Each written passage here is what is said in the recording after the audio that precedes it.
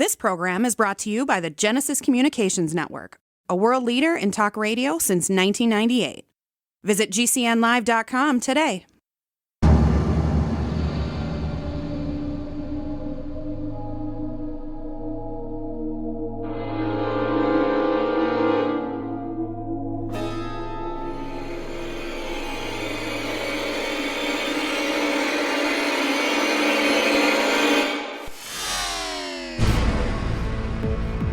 You're in the Paracast, the gold standard of paranormal radio. And now, here's Gene Steinberg. So we get letters, we get posts, and lately when we've talked about politics, they've ragged on us.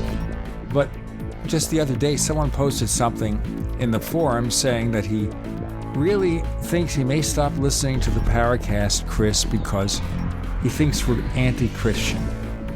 Are we anti-Christian? Not me, I should tell everybody. My first wife, Geneva, at least one time anyway, when she was young, was a Methodist. So is her mother, my ex-mother-in-law. And we were married in a church. So I've attended different... Well, it doesn't mean you're pro-Christian. As far as I go, I mean, everybody is entitled to have whatever beliefs they want. My real birth family in California, a lot of them are just rabid Christians, born-again types. As far as my personal preferences go, besides the fact that Christianity has probably been behind the murder of more people on this planet than any other thing besides greed, I think it's a great thing. The message of Christ is wonderful, but it's all the Christians and the hypocrisy that goes along with it that I have a problem with. Well, the thing here is that we have that same problem, I think, with many religions, where things are done, evil things, in the name of a religion. Even though I'm sure most people are perfectly ordinary, perfectly nice, they believe in good, they like to do good things, live a good life.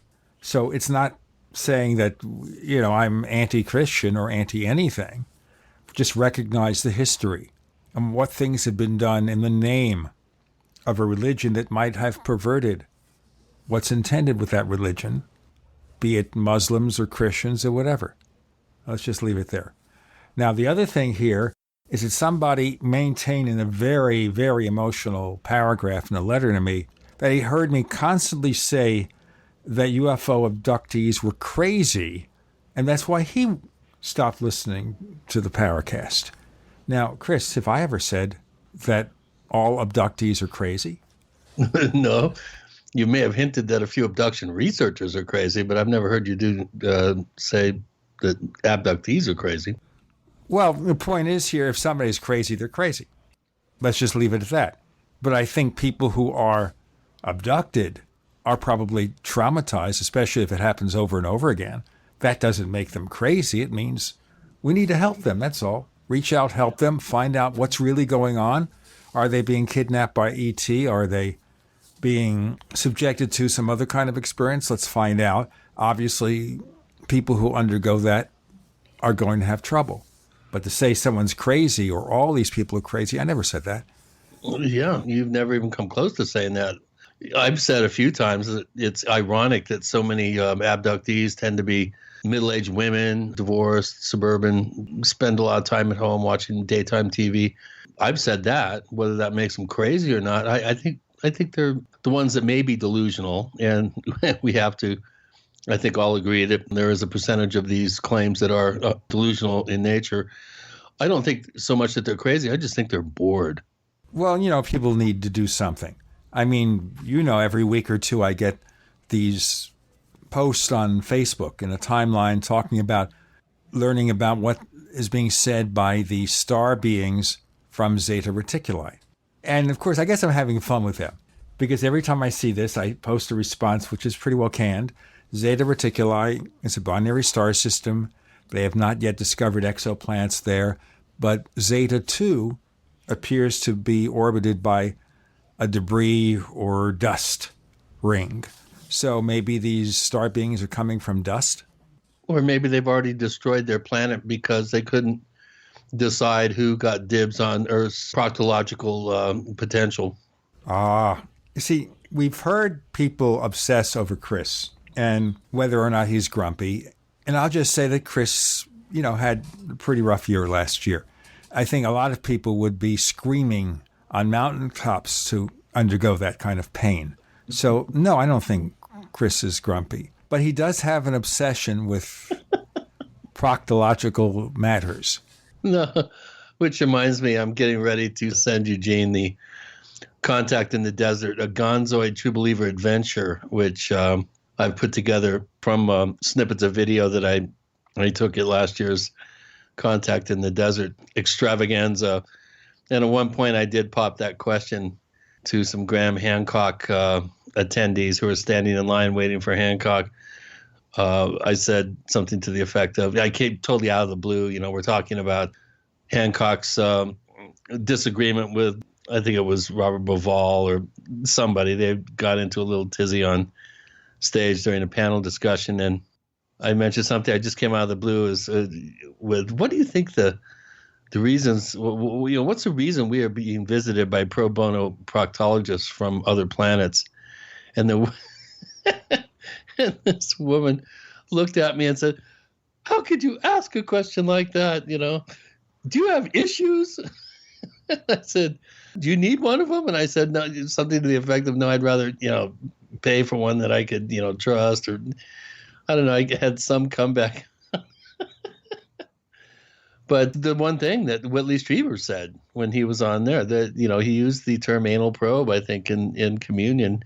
And out of all the things, all the controversies that have been generated from his claims and his books over the years, that's the one thing that he has the most regrets around is the term anal probe. So, no, Gene, I don't have problems around that fact. It's a good, it's like frat boy humor. You always get a chuckle, just like fart jokes. And I don't know. I just love the term. It's a Terence McKenna, actually, term, pro bono proctologist from other planets. We didn't ask him to come here and check our butts out. I mean, what? I'm not the one with the problem. It's the aliens that have the problem. I'm just pointing out the obvious here. So don't rag on me too much there, buddy man. Well, I won't rag on you. They rag on me all the time, of course. But, I just put up with it because if you've been online for 25, 30 years, you get ragged on, especially when you go through trials and tribulations. Then you especially get ragged on. It's like they say don't hit a person when they're down. So if you're down and they don't hit you, they stomp on you relentlessly. That's how it goes. We don't want that kind of stuff because it really doesn't help. By the way, we posted first the introduction, now chapter 1 of this book from you and Ray Stanford, and my dog sings Chopin. I'll tell you, if Chris had a dog that could sing, imagine the money you'd make. Well, or I'd sure get a lot of likes and hits on Facebook. Well, I know there is this recording out with a group called the Singing Dogs, singing Jingle Bells. You ever hear that? Around Christmas time, they used to play it, where you have basically 4 dogs or 5 dogs pretending to sing. It's just very, very good creative editing. Of course. Now, my dog, Teddy Bear, makes a lot of crazy sounds sometimes, but I don't think he's trying to talk to us. Because if he did, I'd bring him on here and have an interview. Just, I wonder what dogs think about the paranormal, because they sense so many things that we can't. I don't know where we started with the dogs, but we're not going to the dogs. We're going instead to talk to Paul Davids. And he is just a fascinating guy. He's one of these Renaissance men who does a little bit of everything. So he writes, he makes films, he's an artist. In fact, he has a site called Paul Davids Portfolio. There's just an extraordinary amount of material there. So this guy does everything. And sometimes he even makes dogs bark. Yeah, and he's also got Forrest Ackerman trying to communicate from beyond the grave. I don't know where that started, but with Gene and Chris, you're in the Paracast.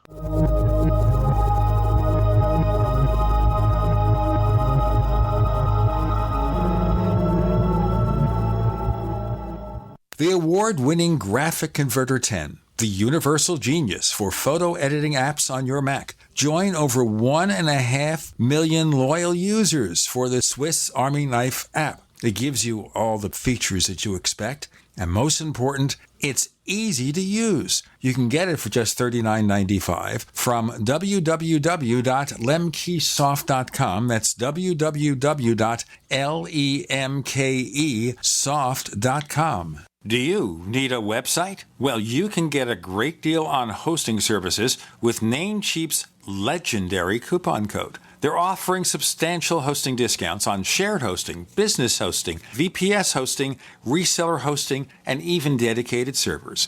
Namecheap is preferred by millions. It's backed by a money-back guarantee. Use the coupon code LEGENDARY to cash in on the special deal at Namecheap.com, Namecheap.com. Paid non-attorney spokesperson. Injury Help Desk is responsible for this advertisement. Principal office, Las Vegas, Nevada. This ad is not legal advice, and the choice of a lawyer should not be based solely upon advertisement. Services may not be available in all states. Attention prescription antibiotic drug users. Have you or a loved one suffered an aortic dissection, aortic aneurysm, or abdominal aortic aneurysm after taking the prescription antibiotic drugs Levaquin or Avelox? These popular antibiotic drugs have been prescribed more than 80 million times since 2004, and medical studies show an increased risk of the following injuries: aortic dissection, aortic aneurysm, and abdominal aortic aneurysm. If you or a loved one used the prescription antibiotic drugs Levaquin or Avelox and suffered from aortic dissection, aortic aneurysm, or abdominal aortic aneurysm, you may be entitled to substantial financial compensation. Act now. Time is limited to file a claim. You may be entitled to substantial financial compensation. For a free consultation and free information, call Injury Help Desk at 800-823-3851, 800-823-3851, 800-823-3851. So you've got to take a state construction license exam or certification. Can't decide on what books or what chapters to study? Discover right now how you can eliminate unnecessary books and wasted study time. At contractorexam.com, our study materials zero in on state-required test topics in an effective, multiple-choice format. So whether you're a plumber, electrician, general contractor, or other construction-related trade, contractorexam.com will help get you prepared. Visit us at www.contractorexam.com today. Hi, Peter Vaccaro for ParanormalDate.com. Are you looking for love in all the wrong places? Now you have a chance to change that by signing up for free at ParanormalDate.com. This incredible dating site puts people of like minds together. People who are interested in the strange, the unusual, mysteries, ghosts, UFOs, and the afterlife, and so much more. ParanormalDate.com was developed for you, people seeking a viable alternative to the other dating services. You can join for free by going to ParanormalDate.com, and if you decide you like it and want to connect with people, use the code GEORGE for a substantial discount. Mark Rawlings, president of ParanormalDate.com, says so many people hunger to share their experiences about the paranormal, the unexplainable, or the afterlife, and so much more, and this is the source for them to meet and share that common interest. So sign up for free at ParanormalDate.com, ParanormalDate.com, and use the code GEORGE if you decide to connect with someone you like. Paid non-attorney spokesperson Adam Pileski of the Pileski Law Firm with principal office in Houston, Texas is the attorney responsible for the content of this ad. This ad is not legal advice, and the choice of a lawyer should not be based solely upon advertisement. Services may not be available in all states. Attention Xarelto users. If you or a loved one took Xarelto and suffered a serious bleeding event, you may be entitled to financial compensation. Xarelto is a popular prescription blood thinner used to prevent blood clots and protect patients from strokes. These serious bleeding events have led to numerous cases of hospitalization and even death. Phone lines are open 24/7. Call 800-261-0937. That's 800-261-0937. We'd like to hear from you. If you have a comment or question about the Paracast, send it to news@theparacast.com. That's news@theparacast.com. And don't forget to visit our famous Paracast community forums at forum.theparacast.com. So we have the return here of one of our favorite Renaissance men, Paul Davids, who does so much of everything so well that he's really hard to keep up with. But before we tell you about that, we've got to tell you that we've got the Paracast Plus going. And as I mentioned in the previous episode, more content's coming, a new video, and another chapter from the book that Chris O'Brien wrote with Ray Stanford called And My Dog Sings Chopin, which triggered a discussion about the singing dogs. And then very briefly, our dogs started making noise, the neighborhood dogs, just as we were doing that, so they must have heard us. So here's where things are going right now. We offer the Paracast Plus for a very low subscription rate, monthly, annual, 5 years, lifetime. To learn more about what you get, including the commercial-free version of this show, the After the Paracast podcast, and more, go to plus.theparacast.com. That's plus.theparacast.com. Paul, thank you for joining us in the Paracast. I'm not going to say, hey, catch us up for 6 years. What I am going to say is that there's a lot of stuff I wanted to talk about just looking at the letter you wrote me when I invited you on.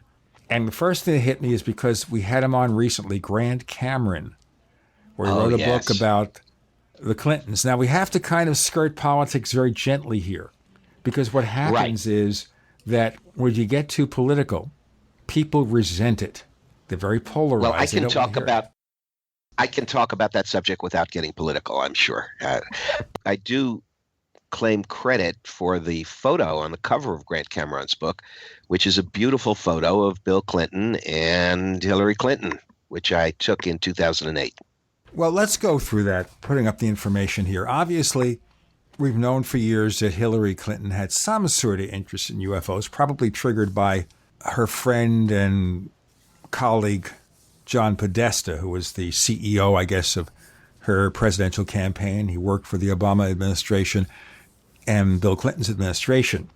But when you look at this, is she really and truly interested in getting to the bottom of UFOs, or is it all about, well, I'll get some votes?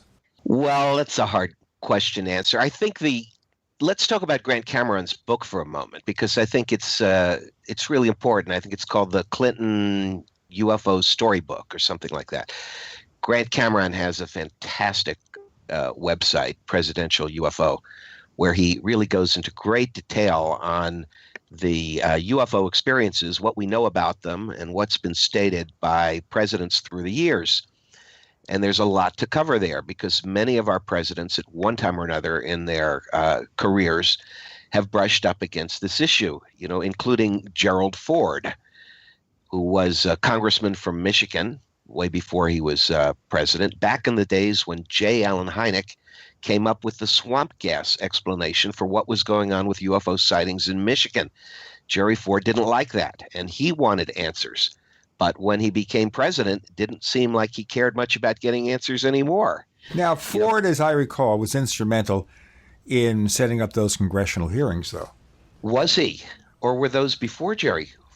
Well, if you're talking about the Robertson panel. No, I'm talking about the Condon report. 1968. A disaster. They set up the Condon report. It came out, I think, in 69. Project Blue Book gave up the ghost, used that as an excuse to shut down. I agree with you. I think Ford obviously seemed sincere about it, and I was very young in those days, but I was around. And the swamp gas explanation, it took a lot of years for Hynek to live that down. But I could see, if anything else, he was frustrated over what may have seemed like a cover-up at the time. But this is the whole thing about congressional hearings, though. Maybe we should talk about this briefly, because we have people still demanding disclosure or investigations. And that is, for, 15, 20 years before that, Major Kehoe was saying, hearings. We want to put NICAP out of business from the mid-50s on. We get the hearings. Congress will get to the bottom of the mystery. We'll have disclosure, whatever. Of course, I think he was very naive about the workings of government. And therefore, when he got his hearings, he'd been pushing for this for all these years. When he got these hearings, we had the Condon report. It was a whitewash. That was it. Yeah. Well, going back to presidential UFO, and there was Jerry Ford and Jimmy Carter, of course, had his UFO sighting, which he talked about, and he requested NASA reopen UFO investigations. Didn't happen. Didn't move the ball forward at all during the Carter administration. Ronald Reagan, we know, had a particular interest in UFOs. There were his 2 reported sightings that he talked about freely. I think it was when he was governor of California. One of the sightings from a private plane. And he didn't hold back. And he described the unearthly movements of this object. So clearly he had the personal experience in it. And also he was, I think, the first of the presidents to stand before the United Nations General Assembly and use the analogy about the status of mankind if we were threatened, he said, by some force from out there, from some other world, as to how it would unite the peoples of the world. We'd all come together to oppose the common foe, as has been used as a theme in, Independence Day and other movies. But Reagan said that in front of the UN, but he certainly didn't move the ball forward in terms of disclosure at all. We got nothing from George Bush, who was director of the CIA before he became president. I'm talking about George Herbert Walker Bush. Nothing from George W. From Bill Clinton during his presidency, it was interesting because, first of all, I was involved at that time in providing Bill Clinton with UFO information, particularly about Roswell. He became president, I think, was it 1992? And he was elected in 92 and took office in 93. Yeah, 93. So our Roswell movie we were filming in 93, and it was broadcast by Showtime in 1994.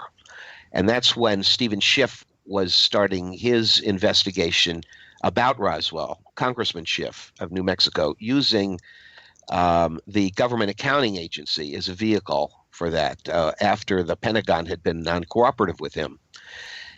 And so that was the year, 94, of the first mogul balloon report from the military, from the Pentagon, denying that there was anything extraterrestrial about Roswell, and that saying there was a prosaic explanation for it, of a secret balloon experiment called Mogul at that time.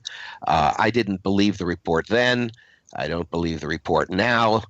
I had information then I thought would be of interest to Bill Clinton, and I found a way to get that information to him in the White House. At that time, I knew someone who'd been an intern in the White House. First of all, Bill Clinton and I had had correspondence before he was elected. I have to backtrack and say he was a student of my father at Georgetown University.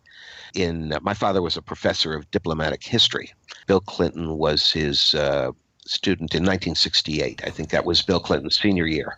Let's progress with Bill Clinton and Paul Davids and more with Gene Steinberg, Christopher O'Brien. You're in the Paracast.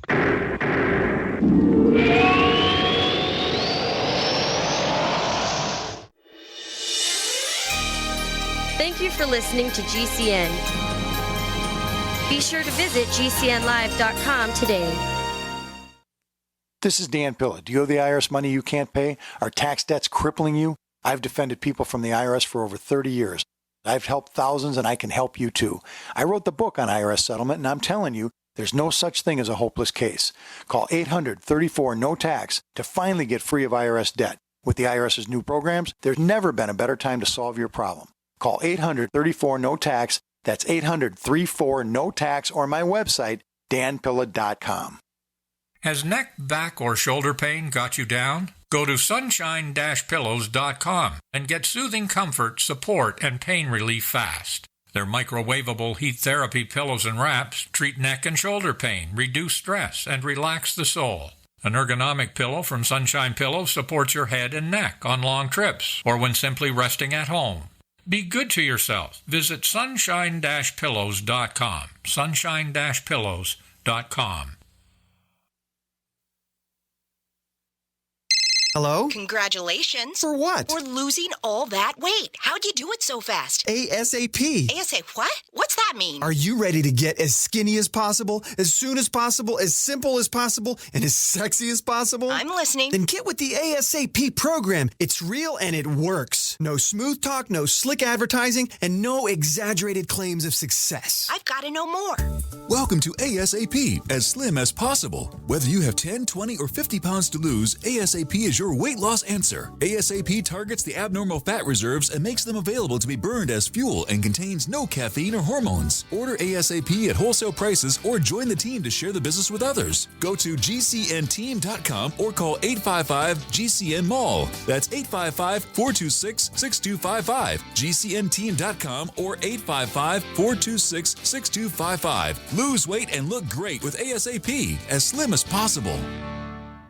Dangerous blood clot device alert. If you or a loved one had an IVC filter placed to prevent blood clots from traveling to your heart or lungs and suffered an injury, you may be entitled to substantial financial compensation. The FDA warns that IVC filters may cause serious complications, such as heart or lung damage, internal bleeding, and even death. These dangerous blood clot devices can break, and the metal fragments can travel to your heart or lungs, causing serious injuries. If you or a loved one suffered organ damage or other injuries from an IVC filter, you may be entitled to substantial financial compensation. Act now. Time is limited to file a claim. For a free consultation and free information, call Injury Help Desk at 800-478-1507. 800-478-1507. 800-478-1507. This is an advertisement. Paid non-attorney spokesperson. InjuryHelpDesk.com is responsible for this advertisement. Principal office, Las Vegas, Nevada. Are you worried about your mom or dad living alone in their house? Hi, I'm Joan London. Listen, I know how difficult it is to find senior care for someone you love. That's why I recommend a free service called A Place for Mom. They are the nation's largest senior living referral service. Call A Place for Mom today. To receive free information on senior living communities in your area, call A Place for Mom at 1-800-704-6182. A Place for Mom offers free one-on-one advice from local advisors and a personalized list of senior living communities you can visit. If you have questions about senior care for your mom or dad, there's a place for answers, A Place for Mom. Call A Place for Mom in the next 10 minutes to get your free ebook on financing senior care, as well as free information on senior living communities in your area. Call 1-800-704-6182. That's 1-800-704-6182.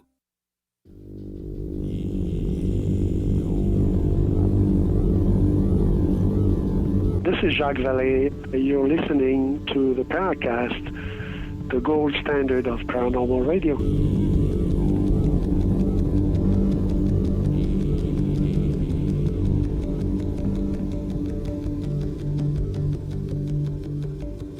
So, Paul Davids, you're telling us about your encounters with Bill Clinton, a student of your father. You therefore exchanged emails with him. You knew him before he became president.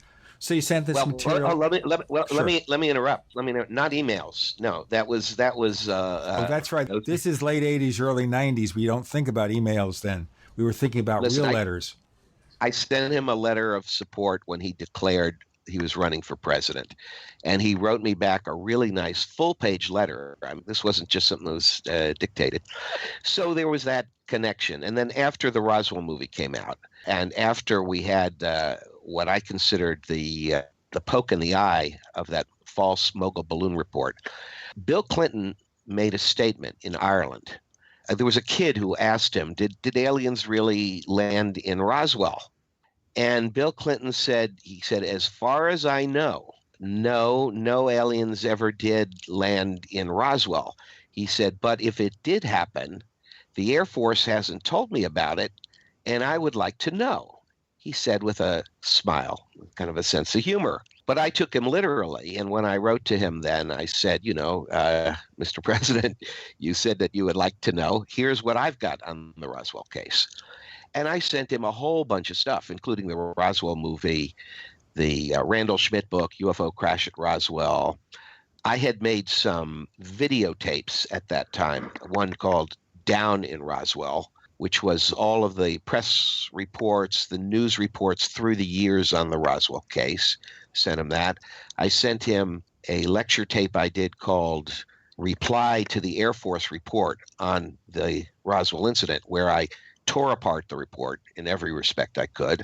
And also, I had been invited to be the guest lecturer for the 50th anniversary of the White Sands Missile Range Pioneers, founders of America's rocketry program. And I think that was in 1996. They invited me because they were in New Mexico and I had produced the Roswell movie for Showtime. And I was pretty hard-hitting in that presentation, which was filmed, in which I talked about what I felt was the UFO cover-up, and as many facts as I could put on the table that I felt I had learned about that, and my objections to the withholding of the information. Some of the people at that talk didn't find it very popular. There were people there that didn't want this talked about the way I had talked about it. But I did release a videotape. Has a really long title. It was called Golden Anniversary UFO Briefing for the White Sands Missile Range Pioneers. So if you search on the internet, somewhere you can find those VHS tapes. They're still around. I sent all that to Bill Clinton. Also, there was a photo then that came out in one of the tabloids that had our alien from the movie Roswell alongside Bill Clinton. And I thought that was kind of funny. So this package, I know, got to him in 1996. And I got a nice reply by priority mail from the White House thanking me for it and also thanking me on behalf of Hillary, but not referring in the letter to what it was I had sent. I mean, he didn't say, thank you for busting the Roswell cover-up. That wasn't the letter, but it was a thank you. Was it possibly a canned letter then? You mean dictated and signed by machine? Whatever. Maybe it's already printed out and they just simply run them and send them in response to inquiries from anybody. No, this was specific because, they don't usually reply by priority mail from the White House. And, it was personally addressed to me, and it was clearly responsive to the materials I had sent. So, no, those materials got to him. The other way we know they got to them, and this is really interesting to me, that when there was when the impeachment proceedings were going on, and the FBI at one point went in to do an investigation of the Oval Office. And this was reported in the news. You can find this online. It may even be reported in Grant Cameron's materials, that they found a book about Churchill sandwiched between two books. And one was actually a phone sex book that was from Monica Lewinsky, and the other was UFO Crash at Roswell, which I had sent to him. So I think that's kind of an interesting part of UFO history. Didn't get us disclosure, of course, but we know that the Clintons have been talking about UFOs, that Bill Clinton asked Webster Hubble to look into it. Maybe it was asking the wrong person in the wrong place, but when Bill Clinton was president, he was asking for answers about that and the Kennedy assassination, which he may never have gotten. Then there were the Lawrence Rockefeller meetings at the Lawrence Rockefeller Ranch, where Bill was there with Hillary Clinton, and they were photographed there. And she was holding a book about, I think it was by astronomer Paul Davies. I'm Davids. He's Paul Davies. And that book was about life in outer space. So Lawrence Rockefeller had pressured them about the need for UFO disclosure. So there is this history. It's a good history, a long history. Then there's a 2008 chapter to it where the plot really thickens. Do we have time to talk about that before the break, or do we go on it? We have maybe 3 minutes left. Well, I'll give a lead in. Hey, I love cliffhangers. Here's the cliffhanger. That there was a fundraiser for Hillary Clinton in the Hamptons in 2008 when she's running against Barack Obama, trying to get the Democratic nomination. And through my wife, we were personally invited to it. And at that time, I had new information about Roswell that I wanted to get to former President Bill Clinton.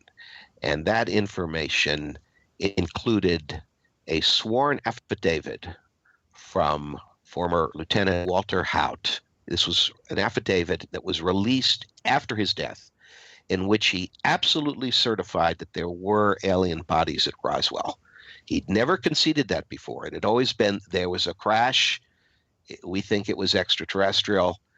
But the word of the confirmation of the bodies came after his death. I had that document, blew it up large, and I wanted to take that to the president along with the new book, what was then the new book, Witness to Roswell, that I'd written the foreword to for the first draft, for the first issuance of first publication, and also The Roswell Legacy by Jesse Marcel Jr. So I'll leave you at the cliffhanger of what happened when I got to the Hamptons and the fundraiser. We've got another minute to answer that question. Oh, all right. Well, go for another minute or so, and I'll. So my question was, in going to this fundraiser, if I brought these materials in an envelope, would they be going through metal detectors? Would people be inspecting bags when we went onto the grounds of this private estate, for the fundraiser? Would anybody be looking at what anybody brought in? So I thought maybe there's a good chance that this would be confiscated from me, at the door. But no, it wasn't. It was a very relaxed attitude, and situation. Nobody was searched. Hillary, well, first Bill gave an introductory speech, and then Hillary gave a speech. And, very much wanting the nomination in 2008. And it was after her speech when everyone was swarming around Hillary Clinton to talk to her.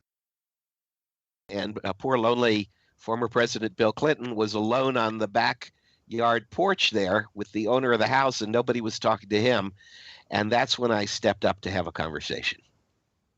Oh, boy. All right. So let's just frame this now.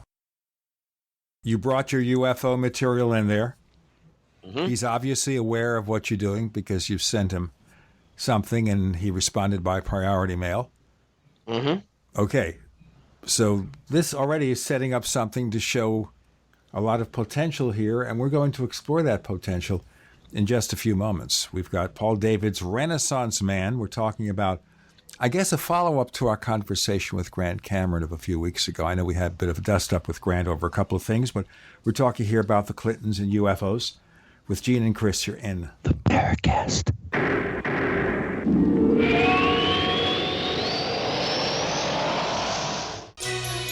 Thank you for listening to GCN.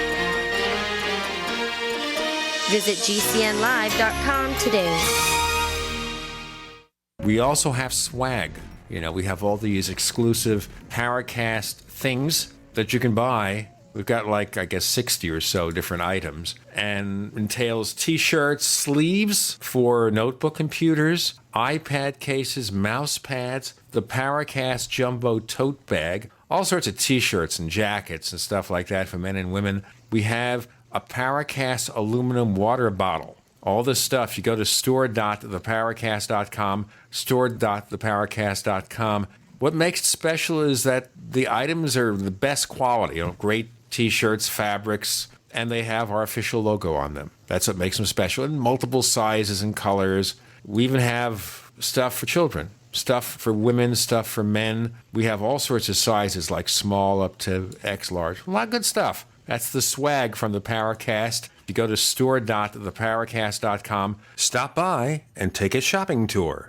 This is an alert. If your business or church is building this year, you're about to pay more than you should. This could mean thousands of dollars more for your office, retail space, church, or warehouse. A General Steel building can save you as much as half the cost and time of similar conventional construction. And we're offering rebates of up to $20,000 to help you build today. Call General Steel for free information that could save you thousands. Call 866-91-STEEL. 866-91-STEEL. 866-91-STEEL.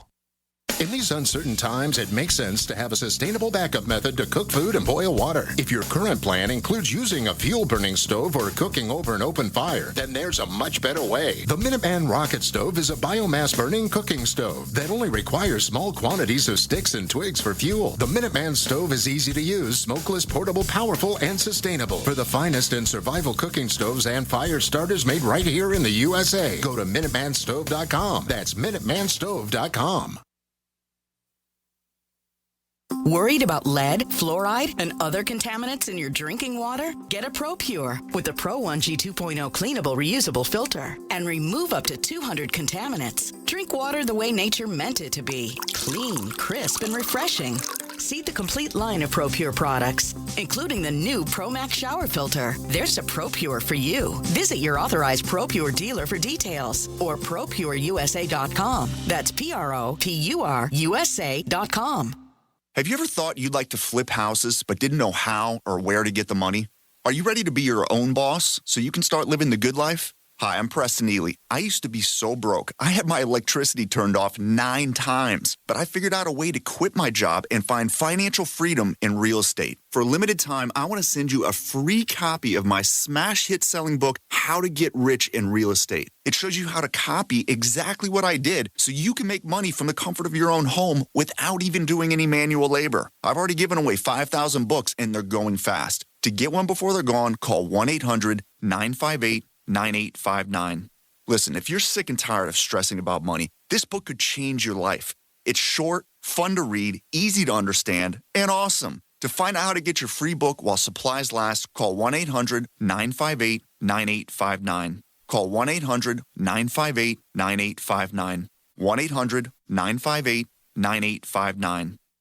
If you missed buying emergency food from the Patriotic Guys during their mega sale last month, be grateful.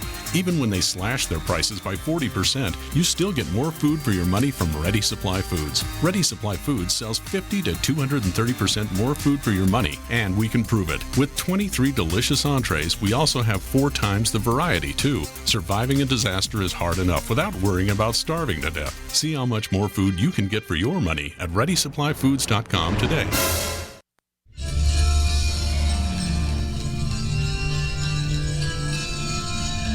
Hi, this is Bryce Abel. I'm the producer of Dark Skies, the co-author of AD After Disclosure, and you are listening to the Paracast, the gold standard of paranormal radio.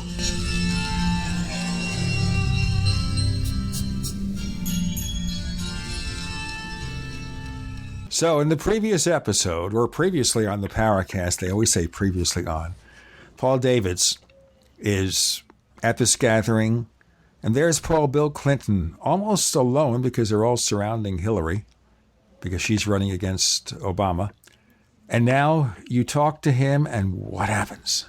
Well, I stepped up to him, and I first reminded him that I was the son of Dr. Jules Davids, his professor from Georgetown University, and he remembers my father very affectionately.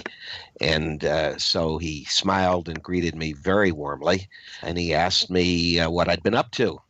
And I said to him, well, you know, as a matter of fact, there's a book that came out recently, and I was referring to Witness to Roswell by Tom Carey and Donald Schmidt. I said, I wrote the introduction to this book that came out recently, and I thought it was something that might be of interest to you, and I brought it here for you, along with some other, related materials. And I held up the brown envelope, and he took it from me, and he said, oh, let's see what you got here. And he reached in, and as he pulled out the book, I was watching his expression. That's what I wanted to see. How was he going to react? Because the title of the book is Witness to Roswell, and the subtitle is Exposing the Government's 60-Year UFO Cover-Up. All right? So as he looked at it, he broke into a smile, like he enjoyed that I was giving him this. And his words were, and I think I'm quoting him exactly, he said, I've always really been interested in this stuff. He said, I'm going to read this book.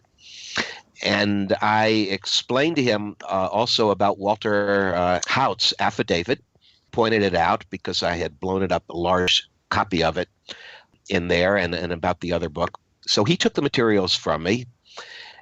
We chatted for a while, and I just had a chance to say hello to Hillary and say, I'm son of Dr. Jules Davids, and, it's great to see you here. And she was very warm. She said, of course, I remember Dr. Davids. So that was that. And I wondered to myself, what would their conversation have been like in the car when they're driving away? Bill Clinton has this envelope, and maybe Hillary would say, what's in that? What's in there? That maybe Would that have precipitated a conversation about UFOs? I don't know. Obviously I don't know. But I will say this, that the fact that I kept giving him this material about UFOs in no way affected or interfered in any negative way, as far as I can see, with the sort of the warmth of the relationship, which, I kind of felt like family because of the connection through my father. And it was a couple years later, I think, when Bill Clinton's book called Giving was published. And he came to Pasadena to do a book signing at Vroman's. And at that time, my mother was living 2 blocks away from Vroman's in a senior building. And she wasn't feeling well that day. So she didn't go, and 2 of the women from her building went, and they saw Bill Clinton. They said, Mrs. Davids lives near here, and she wanted us to give you her regards because she wasn't feeling well. She didn't come. And he lit up, and he said, "Oh, what? Mrs. Davids is 2 blocks away?" He said, "Oh, she has to come. She has to come." And he sent a driver to go to her building and pick up my mother and bring her to him at Vroman's. And and he signed a book for her. And so I always had a really warm and wonderful feeling about that, we always wonder how uptight our presidents. Some of them, I think, have been pretty uptight about discussing UFOs at all. This has been my history with Bill Clinton. And, he was on the Jimmy Kimmel show. Was it a year ago? I mean, it was before Barack Obama came on and was asked about UFOs. And, somebody asked me in another interview, did I think that Bill Clinton told the truth that night on Jimmy Kimmel? And I kind of regretted the answer I gave because I didn't have long left in the interview, and I just said, no, I really don't think. But he didn't tell an untruth. I mean, what he did with Jimmy Kimmel was to say, when I was president, I requested that the military look into the Roswell thing and look into all the papers on Roswell. The part that was inaccurate is he said, so we got all the Roswell papers and we got them, and and I didn't see anything extraterrestrial about that, right? But they never got all the papers on Roswell. We know that. We know from the GAO investigation, which announced that all the outgoing papers from Roswell in 1947 of that month and after were destroyed by someone without proper authorization. They were probably never destroyed. They were probably ferreted away somewhere, like at the end of the Indiana Jones movie, that big warehouse. Yes, Warehouse 13. Warehouse 13. So they were probably Warehouse 13'd. That should be a new expression in the English language. So, no, Bill Clinton was not shown through that Air Force investigation then, all the papers on Roswell. He was given the Mogul Balloon report just like all of us were. So that's what he was told too then. I don't know if he was told anything else privately. Although, and this is important, Jesse Marcel Jr., the son of Jesse Marcel, who was at the debris field, who was the fall guy for the cover-up. Sure, we had him on twice on the Paracast. Okay, he passed away recently. His book, The Roswell Legacy, tells his story, very, very well. Jesse Marcel Jr. told me, and his children have reinforced this for me, that during that Mogul balloon investigation thing, first of all, that the investigators tried to coerce him to change his story. His story didn't work with the story they wanted to issue, and they tried to get him to change his testimony, and he wouldn't do it.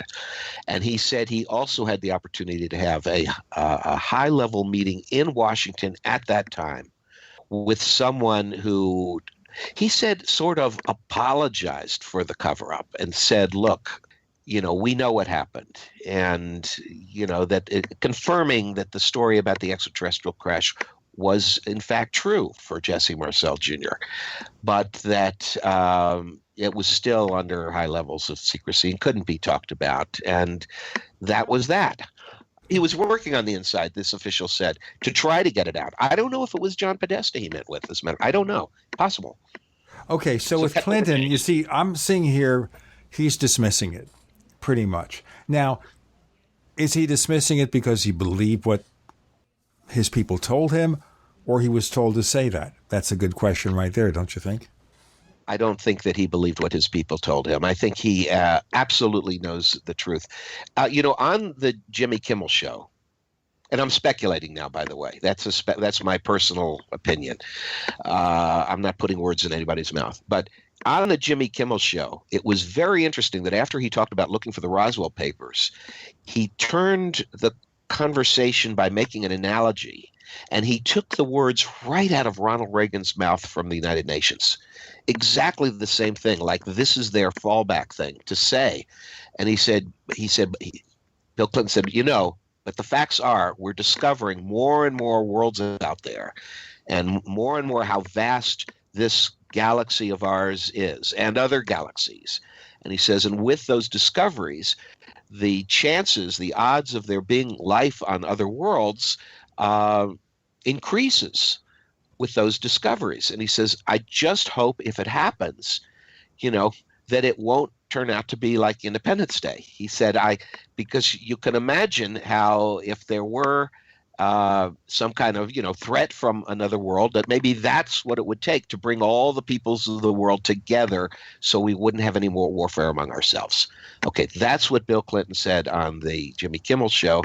I think it was a good and appropriate thing to say. He did sort of crib it from Ronald Reagan at the United Nations, but that's where he left it. We haven't heard anything more from him since then. Now, from Hillary Clinton and from John Podesta, we've certainly heard more. We've heard that his greatest regret during his White House years was that they didn't make any progress on declassification of UFO files. All right. He's been explicit. Clearly, it would be on his mind and his agenda to pursue that if he had the opportunity again.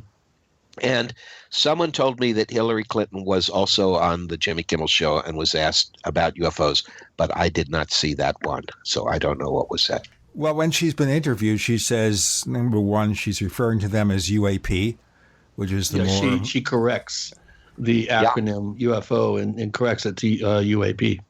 Right. That's unidentified aerial phenomena. Is that what it is? UAP? Yeah. Okay, let's do our break now, and we'll figure out what's going on and what Secretary Clinton said. We got more with Paul Davids and Gene and Chris. You're in the Paracast.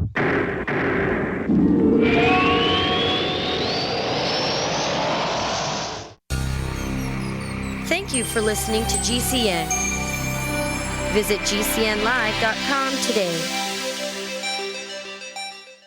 Attack of the Rockoids has been well received by critics and readers alike. It's a thrill-a-minute story you'll never forget.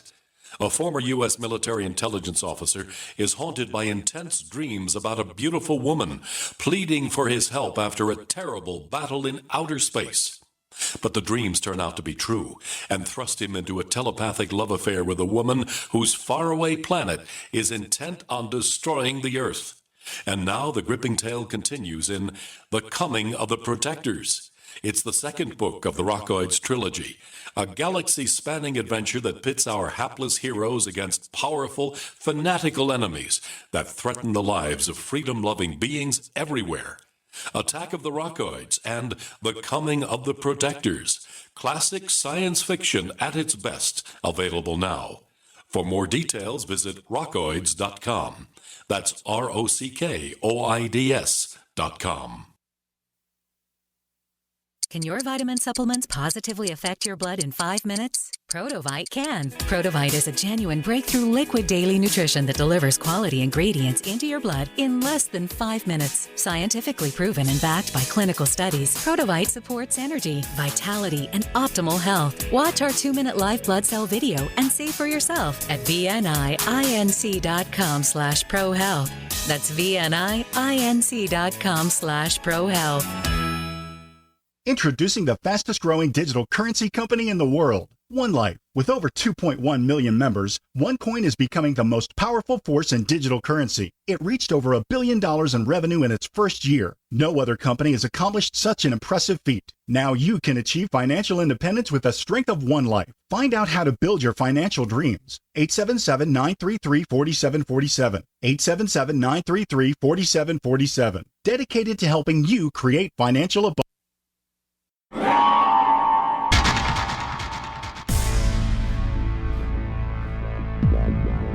Welcome back to the Paracast, the gold standard of paranormal radio. And now, here's Gene Steinberg.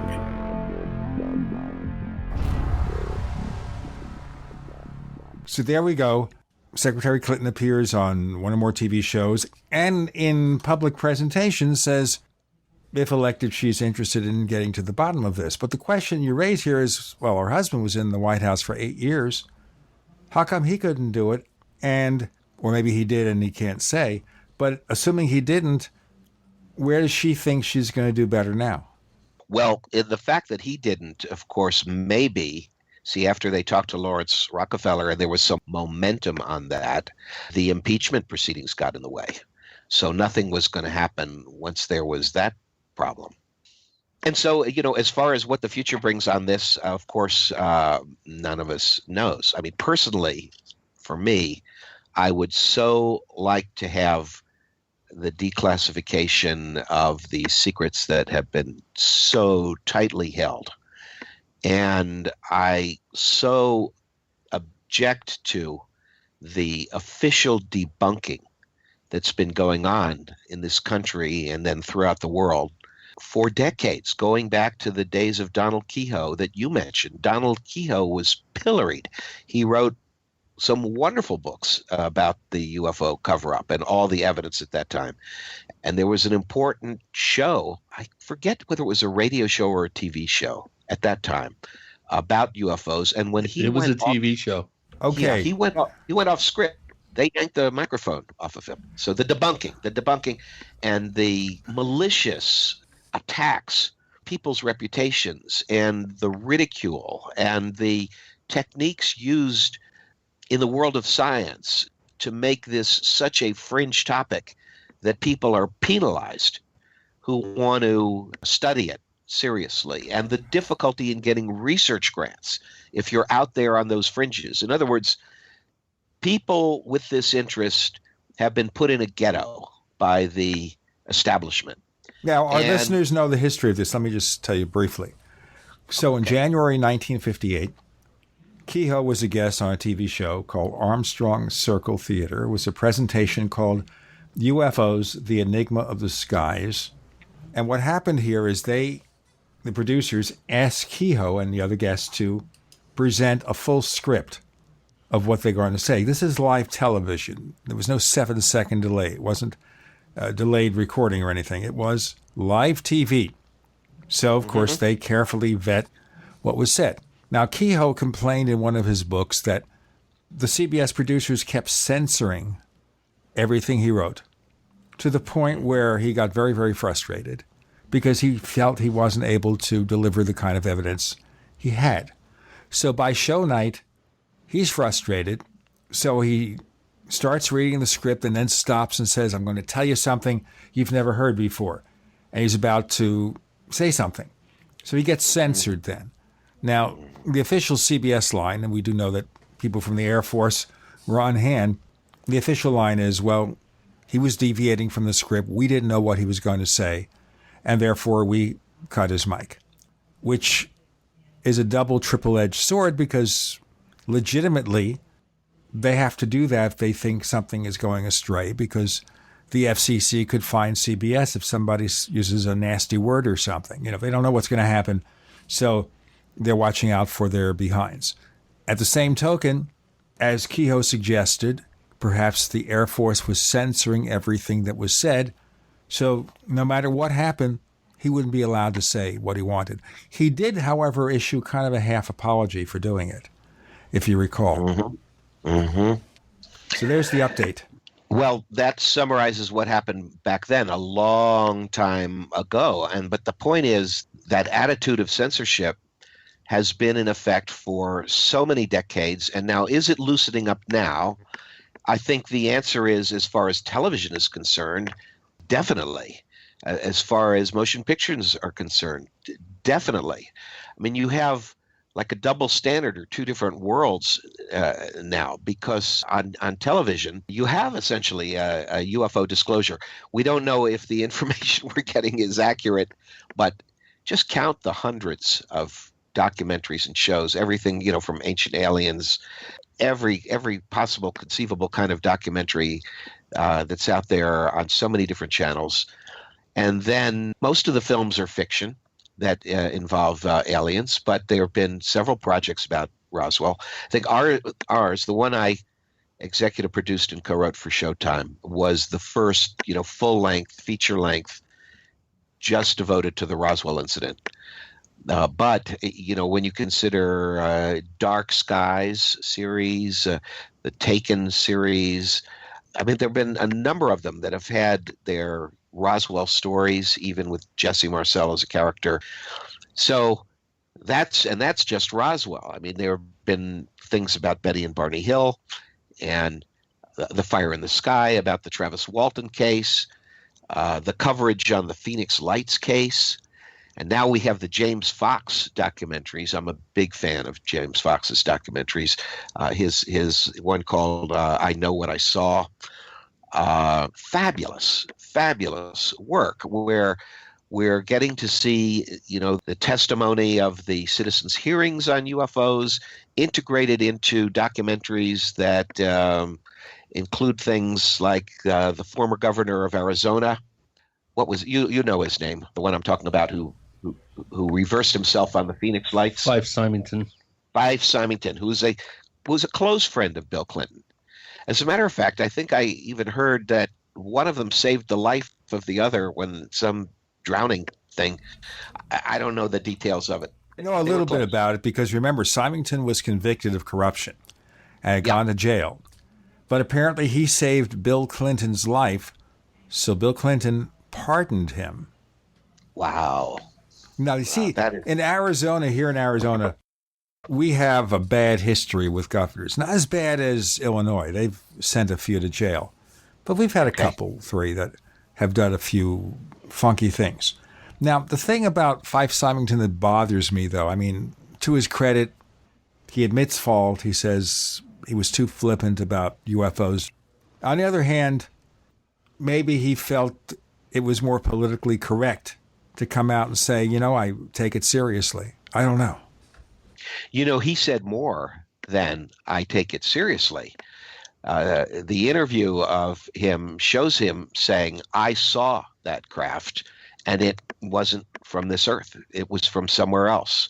Couldn't have been made on Earth. I mean, he went that far. He went even further. He actually took them on the path that he drove with the car to the park where he actually had the sighting, if I remember correctly, and actually took him to the location where he claims he was a witness of the large craft on March 17th.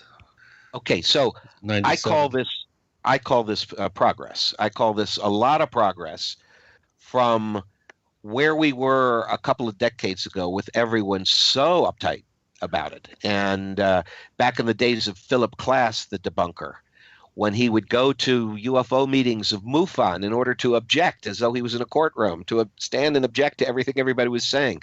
It was madness. It was a nut. It was madness. But now there is more openness by many people.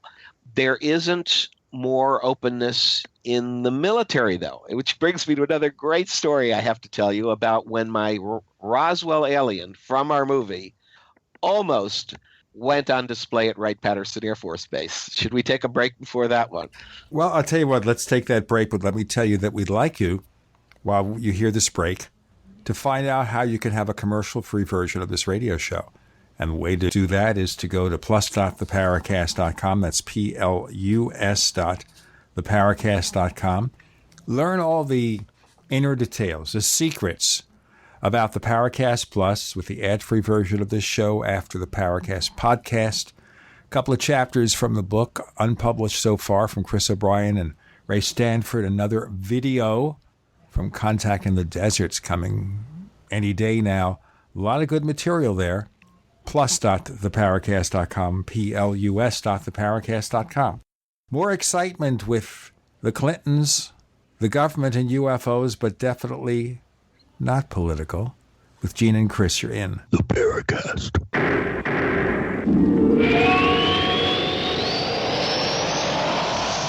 The award-winning Graphic Converter 10, the universal genius for photo editing apps on your Mac. Join over 1.5 million loyal users for the Swiss Army Knife app. It gives you all the features that you expect, and most important, it's easy to use. You can get it for just $39.95 from www.lemkesoft.com. That's www.lemkesoft.com. Do you need a website? Well, you can get a great deal on hosting services with Namecheap's legendary coupon code. They're offering substantial hosting discounts on shared hosting, business hosting, VPS hosting, reseller hosting, and even dedicated servers. Namecheap is preferred by millions. It's backed by a money-back guarantee. Use the coupon code LEGENDARY to cash in on the special deal at Namecheap.com, Namecheap.com. Dangerous blood clot device alert. If you or a loved one had an IVC filter placed to prevent blood clots from traveling to your heart or lungs and suffered an injury, you may be entitled to substantial financial compensation. The FDA warns that IVC filters may cause serious complications, such as heart or lung damage, internal bleeding, and even death. These dangerous blood clot devices can break, and the metal fragments can travel to your heart or lungs, causing serious injuries. If you or a loved one suffered organ damage or other injuries from an IVC filter, you may be entitled to substantial financial compensation. Act now. Time is limited to file a claim. For a free consultation and free information, call Injury Help Desk at 800-478-1507. 800-478-1507. 800-478-1507. This is an advertisement. Paid non-attorney spokesperson. InjuryHelpDesk.com is responsible for this advertisement. Principal office, Las Vegas, Nevada.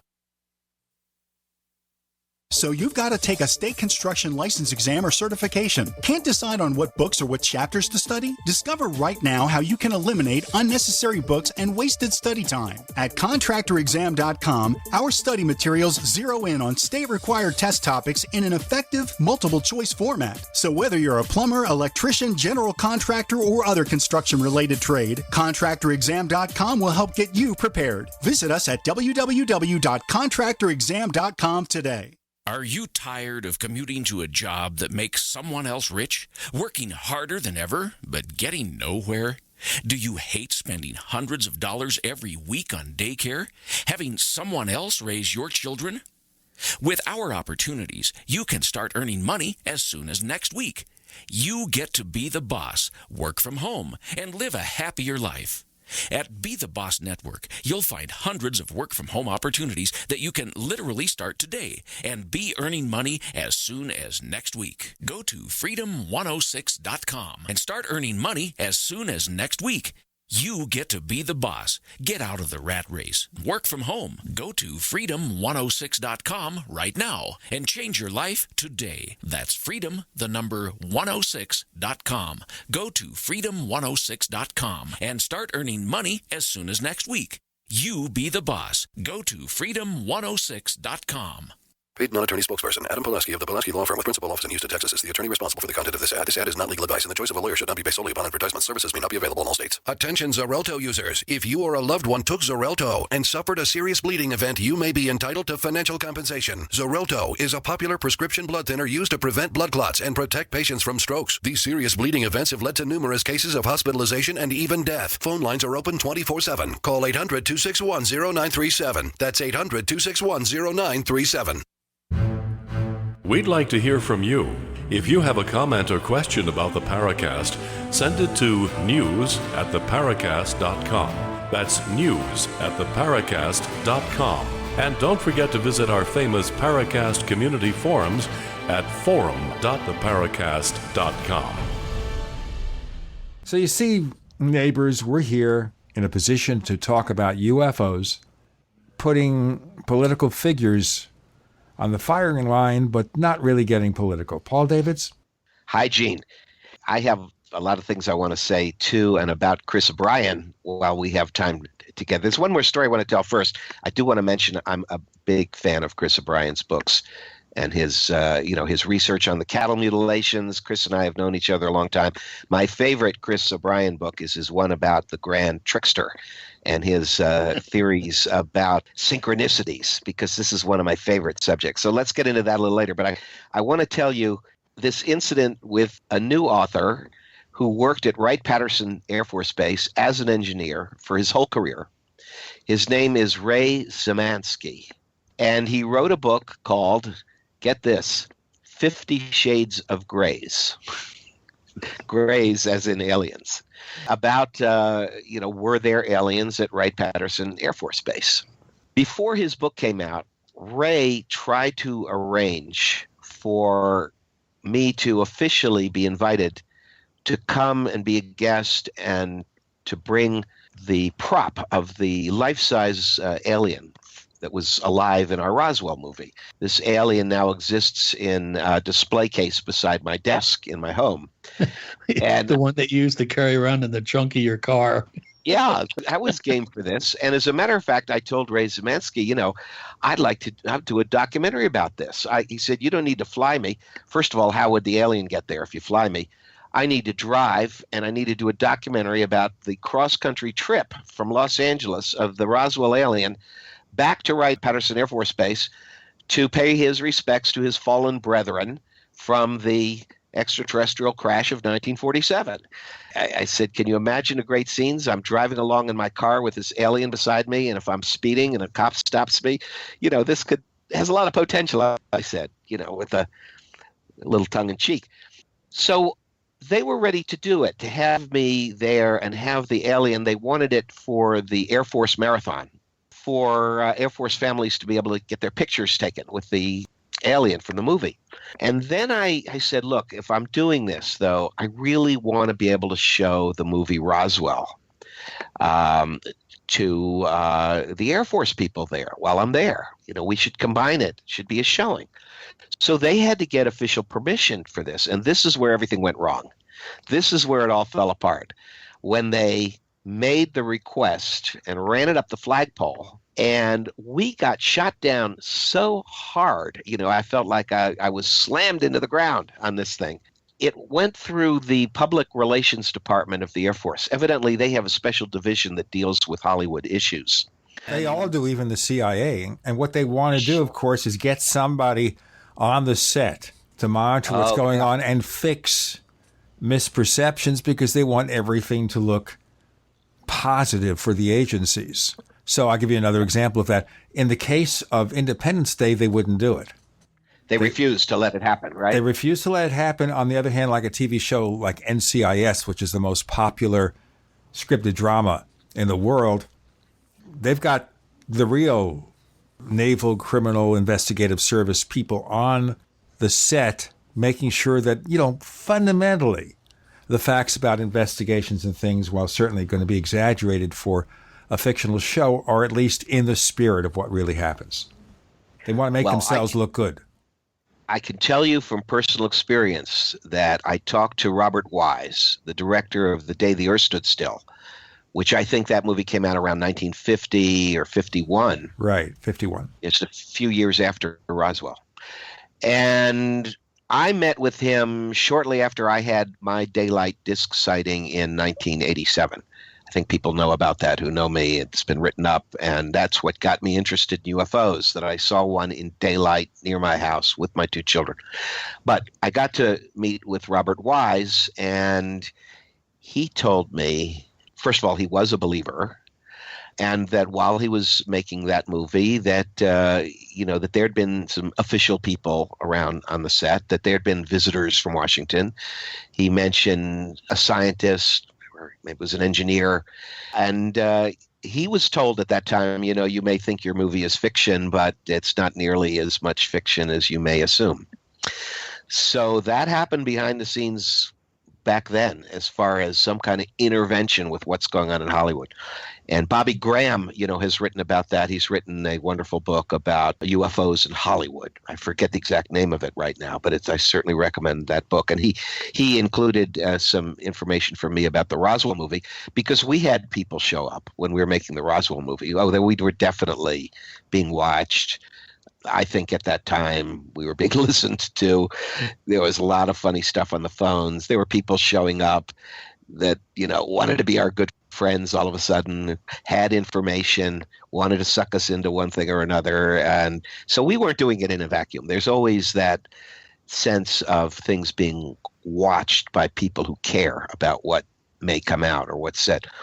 But going back to the Wright-Patterson Air Force almost visit by the alien, they said no, they were not going to allow the movie Roswell ever to be shown at the Wright-Patterson Air Force Base, and not even at the hotel where the Air Force people were staying who were coming in for the marathon. No. And the reason given was because our movie, and they knew it, they knew of it, they said our movie contradicted an official Air Force report. Oh, okay? My God, such an offense. That was our offense, that we had an alternative point of view. So they weren't going to let that point of view be heard. And this is, I don't know what else I should say about that, but that happened. But then in the meantime, Ray Zemansky came out with his book, 50 Shades of Grays, and he reported to me recently that I think that they were letting him be a guest at the base and sell his book there. So, that's lightened up, obviously, somehow, too. I don't know what it presages. But listen, at some point, I want to segue into what I've been doing more recently. You said, what have you been doing in the last 6 years? And I do need to let this ties into Chris O'Brien's interest in synchronicities. I do need to let people know about both my documentary film of 2013, which was on Sci-Fi and then became a 2-disc DVD. It's called The Life After Death Project. And the information was so compelling, the experiences, the ongoing strangeness that I was experiencing that caused me to make that project, which got a number of scientists, including chemists. There were 3 universities involved with scientists who researched what was happening after my mentor, Forrest J Ackerman, died. And there seemed to be messages coming through from him, all kinds of anomalies after he died, to say that he was still around in spirit. So first there was the movie Life After Death Project, and then 3 years later, I published in April of this year the book An Atheist in Heaven that I co-wrote with Dr. Gary Schwartz. Let's consider that. And also the guy who used to be called FJ the Ackermonster. Yes. I met him a few times. We'll go into that in more detail. Paul David's got a lot to tell us. With Gene and Chris, you're in the Paracast.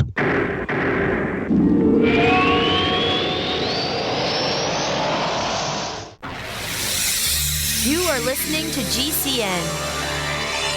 Visit GCNlive.com today.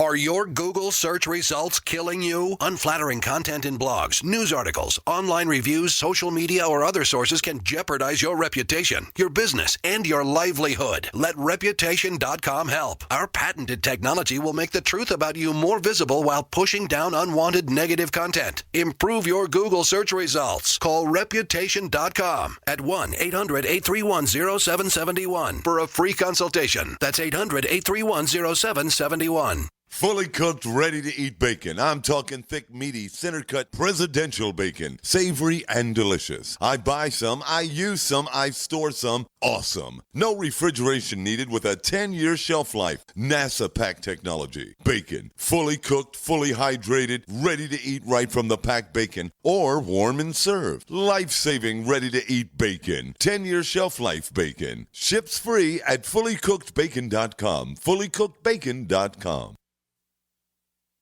Did you know that a dirty CPAP system can make you sick? If you knew what could be growing in your mask and hose, you might not sleep so well. But now, SoClean.com has released the world's first and only automated CPAP cleaner and sanitizer. It kills 99.9% of all CPAP germs, and it's completely hands-free. For a limited time, you can try SoClean risk-free for 30 days. Just call 1-800-952-2797. SoClean changed the CPAP experience for the better. My health has improved. It's simple to use, and I'm not worried about infections. SoClean destroys CPAP bacteria, viruses, and germs, and it eliminates the daily hassle of washing your system by hand. There's no water, chemicals, or disassembly. Just pop in your mask, close the lid, and presto! Your CPAP system is clean and fresh in minutes. Call SoClean.com to try it risk-free at home for 30 days. This is a limited-time offer, only available by calling 1-800-952-2797. That's 1-800-952-2797. Dr. Otto Warburg won the Nobel Prize for discovering how cells breathe. He also discovered how normal cells turn into tumor cells. He discovered the one prime cause of cancer was cellular oxygen deficiency. Dr. Joanna Budwig built upon the work of Dr. Warburg and discovered how to feed the cells to overcome this oxygen deficiency. She found that it was the sulfur in the cottage cheese that would mix with fresh pressed flax oil that the flax oil would become emulsified and more readily absorbed. Flax oil delivered in this manner was able to restore oxygen transfer to all cells of the body. Now there's a new method of pressing seed oils that produces the highest quality, zero oxidation, undamaged seed oils. The results on these seed oils alone are amazing. Now add our Life Force Enhanced One World Whey Protein Powder that is much higher in the sulfur amino acids than cottage cheese is, and you have a winning combination to confer health and energy like never before. Call 888-988-3325 or visit sacredseedoils.com. That's sacredseedoils.com. Are you worried about your mom or dad living alone in their house? Hi, I'm Joan London. Listen, I know how difficult it is to find senior care for someone you love. That's why I recommend a free service called A Place for Mom.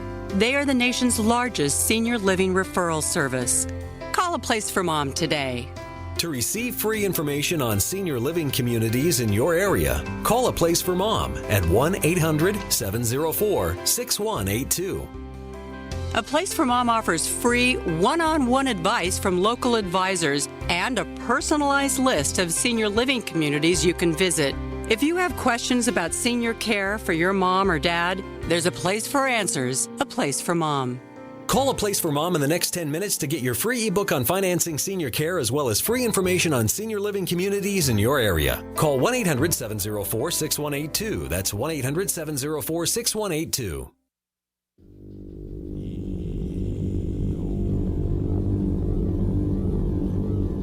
This is Jacques Vallée. You're listening to the Paracast, the gold standard of paranormal radio.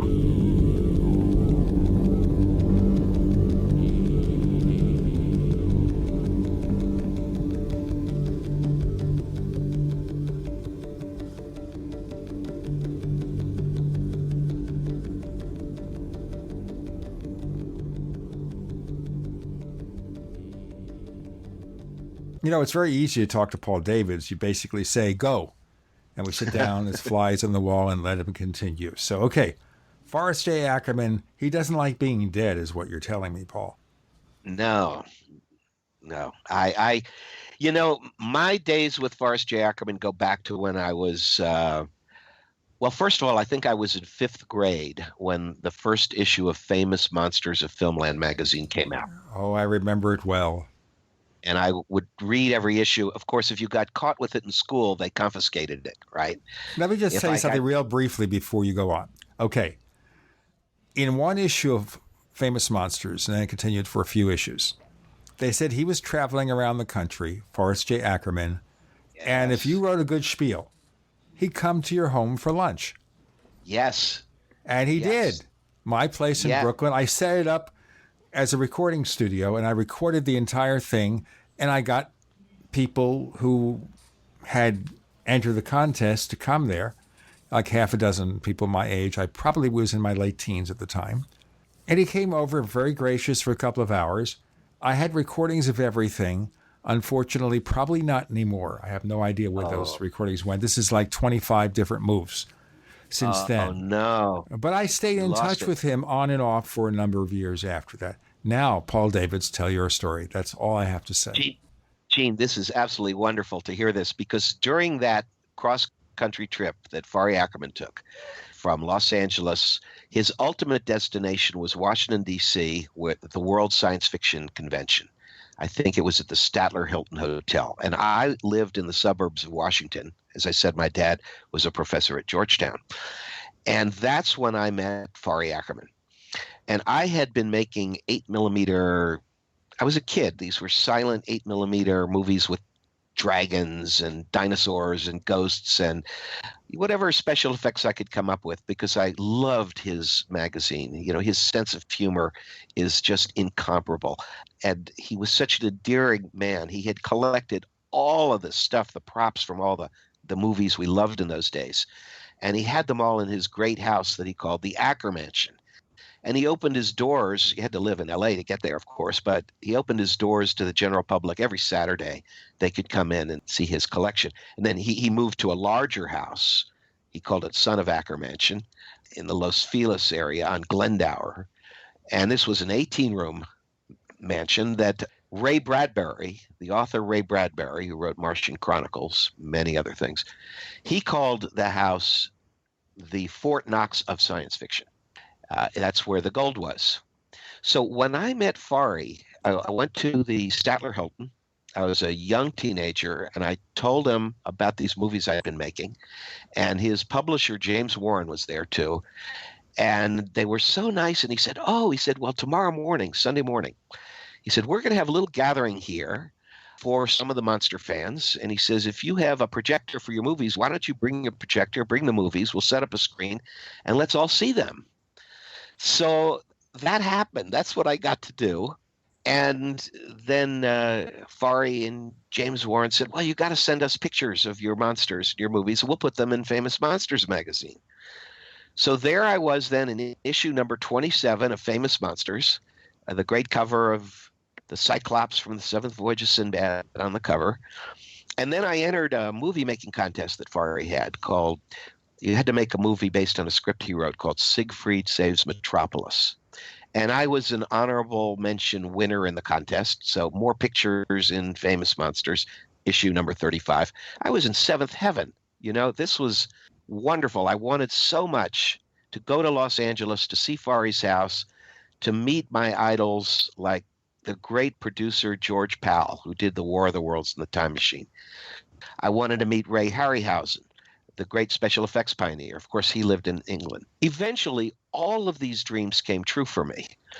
After I finished undergraduate college at Princeton, I was accepted to be a student at the American Film Institute Center for Advanced Film Studies in Beverly Hills in those days. And while I was there, I got to meet many of my favorite writers and directors in Hollywood, including George Powell. I created a seminar for Fari Ackerman and George Powell, both there together talking about science fiction and films for the students. And so my relationship with Fari Ackerman continued through the decades. I mean, I wrote for his subsequent magazine, Monsterland. He wrote an introduction to my first book called The Fires of Pele, Mark Twain's legendary lost journal. I dedicated one of the 6 Star Wars books I wrote to him. I think it was, I'm trying to remember which one. It was either Mission from Mount Yoda or Queen of the Empire or Prophets of the Dark Side. I dedicated to Fari Ackerman. So we were close. And then in 2006, Universal released the film I made called The Sci-Fi Boys. And, apart from Roswell, this was like a great moment for me. I'd made a couple other films. I made Timothy Leary's Dead. I made Starry Night. I made The Artist and the Shaman. And then came The Sci-Fi Boys, which was the history of special effects in movies from the earliest days. Willis O'Brien's, another O'Brien there, Chris, Willis O'Brien's silent movies, all the way up through Peter Jackson's King Kong. And because my wife was the manager at that time of the premiere for Universal of Peter Jackson's King Kong, Peter Jackson agreed to be the host of my documentary. And he knew and loved Fari too. Everyone loved Fari who was making science fiction movies. Everyone. And so this was an homage to Fari's place in science fiction history and how he'd influenced everybody that went on to make these great films, including Peter Jackson. And we had a premiere at the Egyptian Theater in Hollywood, and Fari said like it was the greatest night of his life. I mean, it was just overpowering. And after that, Fari and I would start to talk about things of deeper consequence. We were at Comic-Con together. And I said, Fari, I know you've been an atheist your whole life. He said, I'm a card-carrying atheist. That's right. He said, I'm going to be an atheist till my last breath. And I said, did you ever think, that, maybe you're wrong. Maybe there is an afterlife. And he said, Paul, I seriously doubt that I'm wrong. I give it almost no chance. He said, but I'll tell you this, make a deal with you. He said, if I wake up after I pass away to some great science fiction convention in the sky, he said, well, I'll be partying around for a long time, with Bela Lugosi and Boris Karloff and George he wore Bela Lugosi's Dracula ring when he visited us, and he made public appearances. And he had the cape. He had the Dracula cape. And he said, but when the party dies down, he says, maybe I'll drop you a line, right? With a little wink, right? Thought nothing more of it. But here's when my big life change happened. 2009, a couple months after he died, we held a huge tribute for him, every seat filled, at the same Egyptian theater in Hollywood, where we had the premiere of the Sci-Fi Boys. And it was that day of that tribute when the weird stuff started to happen. And it didn't first start happening to me. It happened first to two Canadians who'd made a film about Faure, who happened to go to Forest Lawn, Glendale, and rap on his crypt before the tribute and go, rap, rap, rap, hi, Faure, we're here, we've come from Canada, we're going to show our movie about you tonight, we miss you so much. And we're going to break there, and we're going to find out what that rapping on my chamber door was all about. Yes. With Gene and Chris, you're in the Paracast.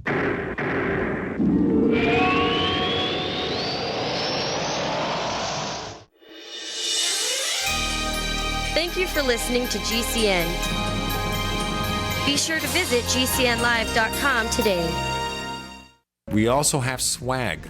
We have all these exclusive Paracast things that you can buy. We've got 60 or so different items, and entails t-shirts, sleeves for notebook computers, iPad cases, mouse pads, the Paracast jumbo tote bag, all sorts of t-shirts and jackets and stuff like that for men and women. We have a Paracast aluminum water bottle. All this stuff, you go to store.theparacast.com, store.theparacast.com.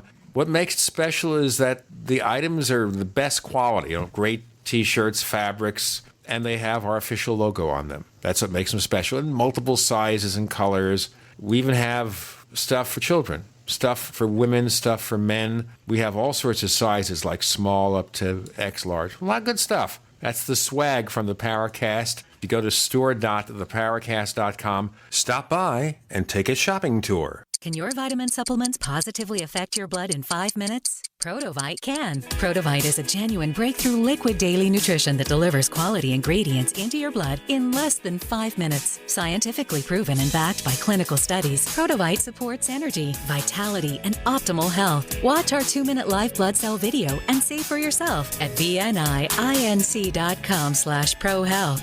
That's vninc.com/prohealth. Looking for that edge during those intimate moments? We see many ads for enhancement, but the side effects include death. At GCN Team, we should change the Healthy Body, Brain, and Heart Pack to the Healthy Libido Pack. The brain and heart are not the only organs that require a healthy vascular system. For proper blood flow at the right moment, go to GCNteam.com or call 877-878-4203. That's 877-878-4203. That's 877-878-4203. There is an affordable alternative to the high cost of healthcare that offers freedom from insurance while providing compliance with the Obamacare individual mandate. Imagine having access to quality, affordable healthcare that allows you the freedom to choose your doctor and hospital. Members can share up to 100% of necessary medical expenses, including some alternative treatments. Find out how you and your family can contain healthcare costs without giving up your freedom. Go to libertyoncall.org. That's libertyoncall.org. Hi, Peter Vaccaro for ParanormalDate.com. Are you looking for love in all the wrong places? Now you have a chance to change that by signing up for free at ParanormalDate.com. This incredible dating site puts people of like minds together. People who are interested in the strange, the unusual, mysteries, ghosts, UFOs, and the afterlife, and so much more. ParanormalDate.com was developed for you. people seeking a viable alternative to the other dating services. You can join for free by going to paranormaldate.com, and if you decide you like it and want to connect with people, use the code GEORGE for a substantial discount. Mark Rawlings, president of ParanormalDate.com, says so many people hunger to share their experiences about the paranormal, the unexplainable, or the afterlife, and so much more, and this is the source for them to meet and share that common interest. So sign up for free at ParanormalDate.com, ParanormalDate.com, and use the code GEORGE if you decide to connect with someone you like. Water is the single most important thing your body needs, so you want to be sure it's the best for you and your family. Since 2005, thousands have depended on Berkey purified water. The Berkey Guy provides the lowest priced filtration systems in every size. For incredibly delicious water now and in an emergency, get to goberkey.com or call 877-886-3653. 877-886-3653. goberkey.com. Hello, this is Rosemary Ellen Guiley, and you're listening to the Paracast, the gold standard of paranormal radio.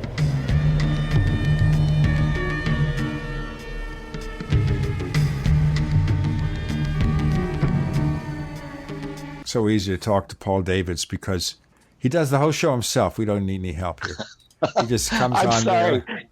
You gave me a platform, and I'm just running away with it. And I'll finish telling you the lead-in about all this stuff that happened with Fari, and then I want to invite your participation and not hog the show like I have been here. But, you know, what began to happen, well, first of all, the Canadians, they said they heard from Fari within an hour of wrapping on his script. They went back to the hostel that they were staying at, and Mike McDonald was trying to blog something, and a captcha code comes up where you have to write the letters and the numbers and the little squiggly things, you know, so that they know you're not spamming Facebook. And the captcha code that came up was Ackerman 000. And he practically dropped on the floor when he saw that. You know, the name was spelled right. He'd gone rap on the crypt. And the two of them said, you know, is he saying hello? You know, is he really dead?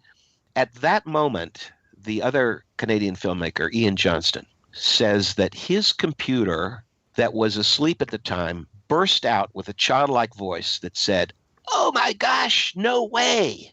Now, crazy. He said, "What? My computer shouldn't have been talking to me." He discovers that voice is from an animated emoticon on YouTube. A little smiley guy, he says, "Oh my gosh, no way," and he rolls over.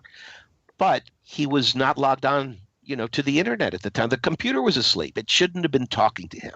This was weird. And then within a week, it happened to me. The weirdest thing that's ever happened to me in my life. And it was the ink obliteration on a document I had. I'll try and make a long story real short here and just say I had a document I was going over. I was alone in the house, no one else there. Doors are locked. I knew the document was ordinary. I was out of the room for 5 minutes, and when I came back in, the document had been changed.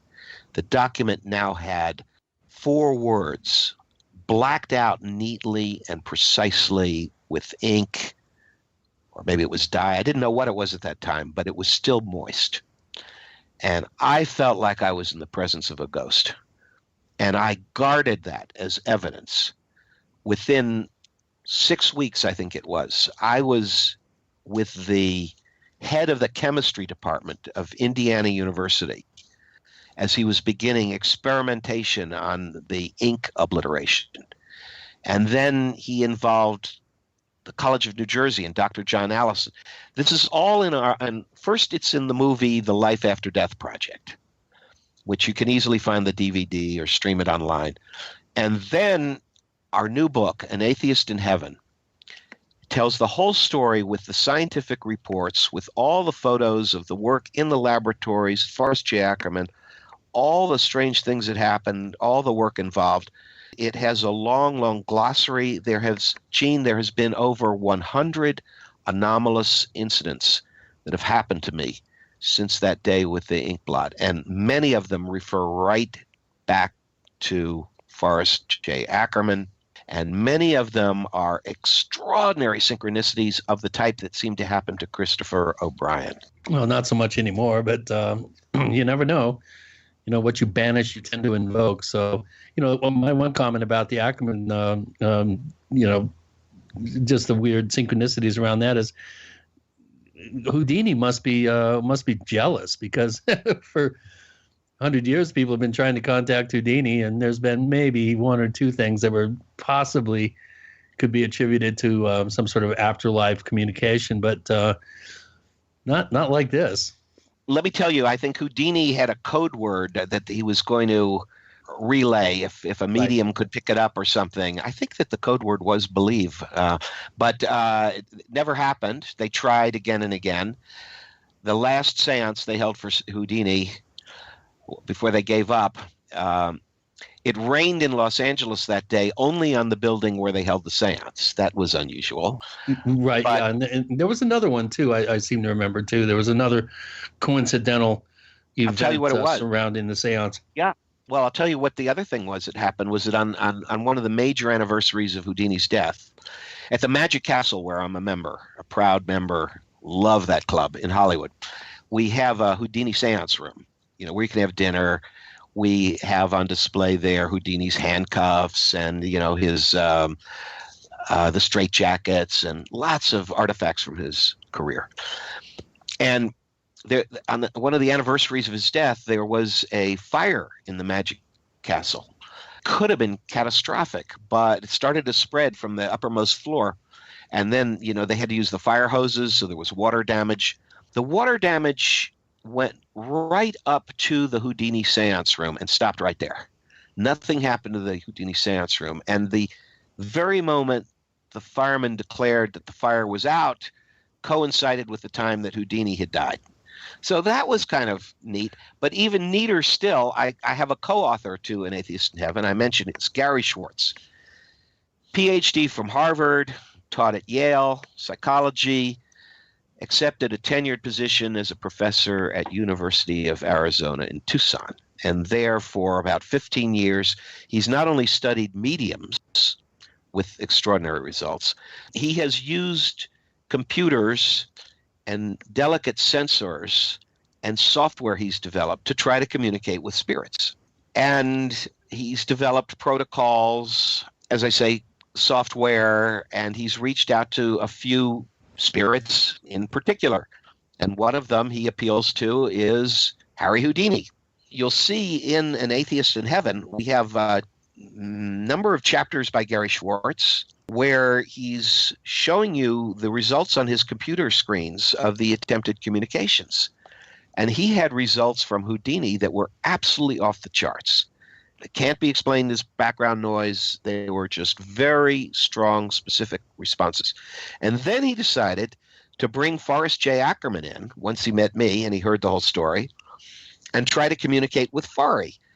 And he got responses. And you'll see that we put the pictures in the book of The Atheist in Heaven of the graphs on Fari's computer where you see where he gets these responses of electromagnetic fields, measurements of radiation, whether it's gamma rays. Sometimes he experiments with light in pitch blackness, getting photons to come through to affect a $50,000 camera in freezing cold temperatures in total darkness. And photons are measured coming through as a response to spirit communication. So my bottom line here, Chris, is we've gone a long way since the days of skeptic Harry Houdini and his seances. And I think well, that kind of leads to a question from one of our listeners, Spectre73, who is posting his question at forum.theparacast.com, where our listeners get a chance to ask our guests questions about the things that they're involved with. And his question is right along these same lines. And he's wondering if you're aware of the recent findings of the Southampton University study that concluded that there is consciousness on some level that survives after death. And then the follow-up to that is, do you think we're seeing a change in attitude in the scientific community about this subject? And to hear some examples, and we're hearing some really good ones. This is fantastic. Did you say Southampton University? What did you say? I don't know about that study, and I would certainly like to, so I'll be looking it up soon. As far as changes in attitudes and breakthroughs, to some extent. There have been many, many books written in the last couple of decades. I think with the aging baby boomers, my generation, your generation, facing the latter part of our lives, we look toward this question of afterlife and death because we're all going to face it sometime. And so a lot of stuff has been published. There's been a lot on near-death experience. I had Dannion Brinkley in my film, The Life After Death Project. His near-death experience is a subject of major books. He died from being struck by lightning, flatlined, but he came back and he had a story to tell of there's a life beyond this one, and so have many others. There's the book A Proof of Heaven, an excellent book that came out within the last 2 years. And Gary Schwartz has written many books. But by and large, in the mainstream scientific world, these beliefs are still, they're not accepted. There's a general unwillingness to look at evidence or what we think is evidence. There is definitely ridicule still. One of the scientists who I enlisted, Dr. J. Siegel, chemist at the University of Indiana University, he had a colleague who had chemist, had worked with the Secret Service. Let's do our break here, and then we'll pick up on that. We've got Paul Davids. We're looking at life after death with Gina and Chris. You're in Paracast.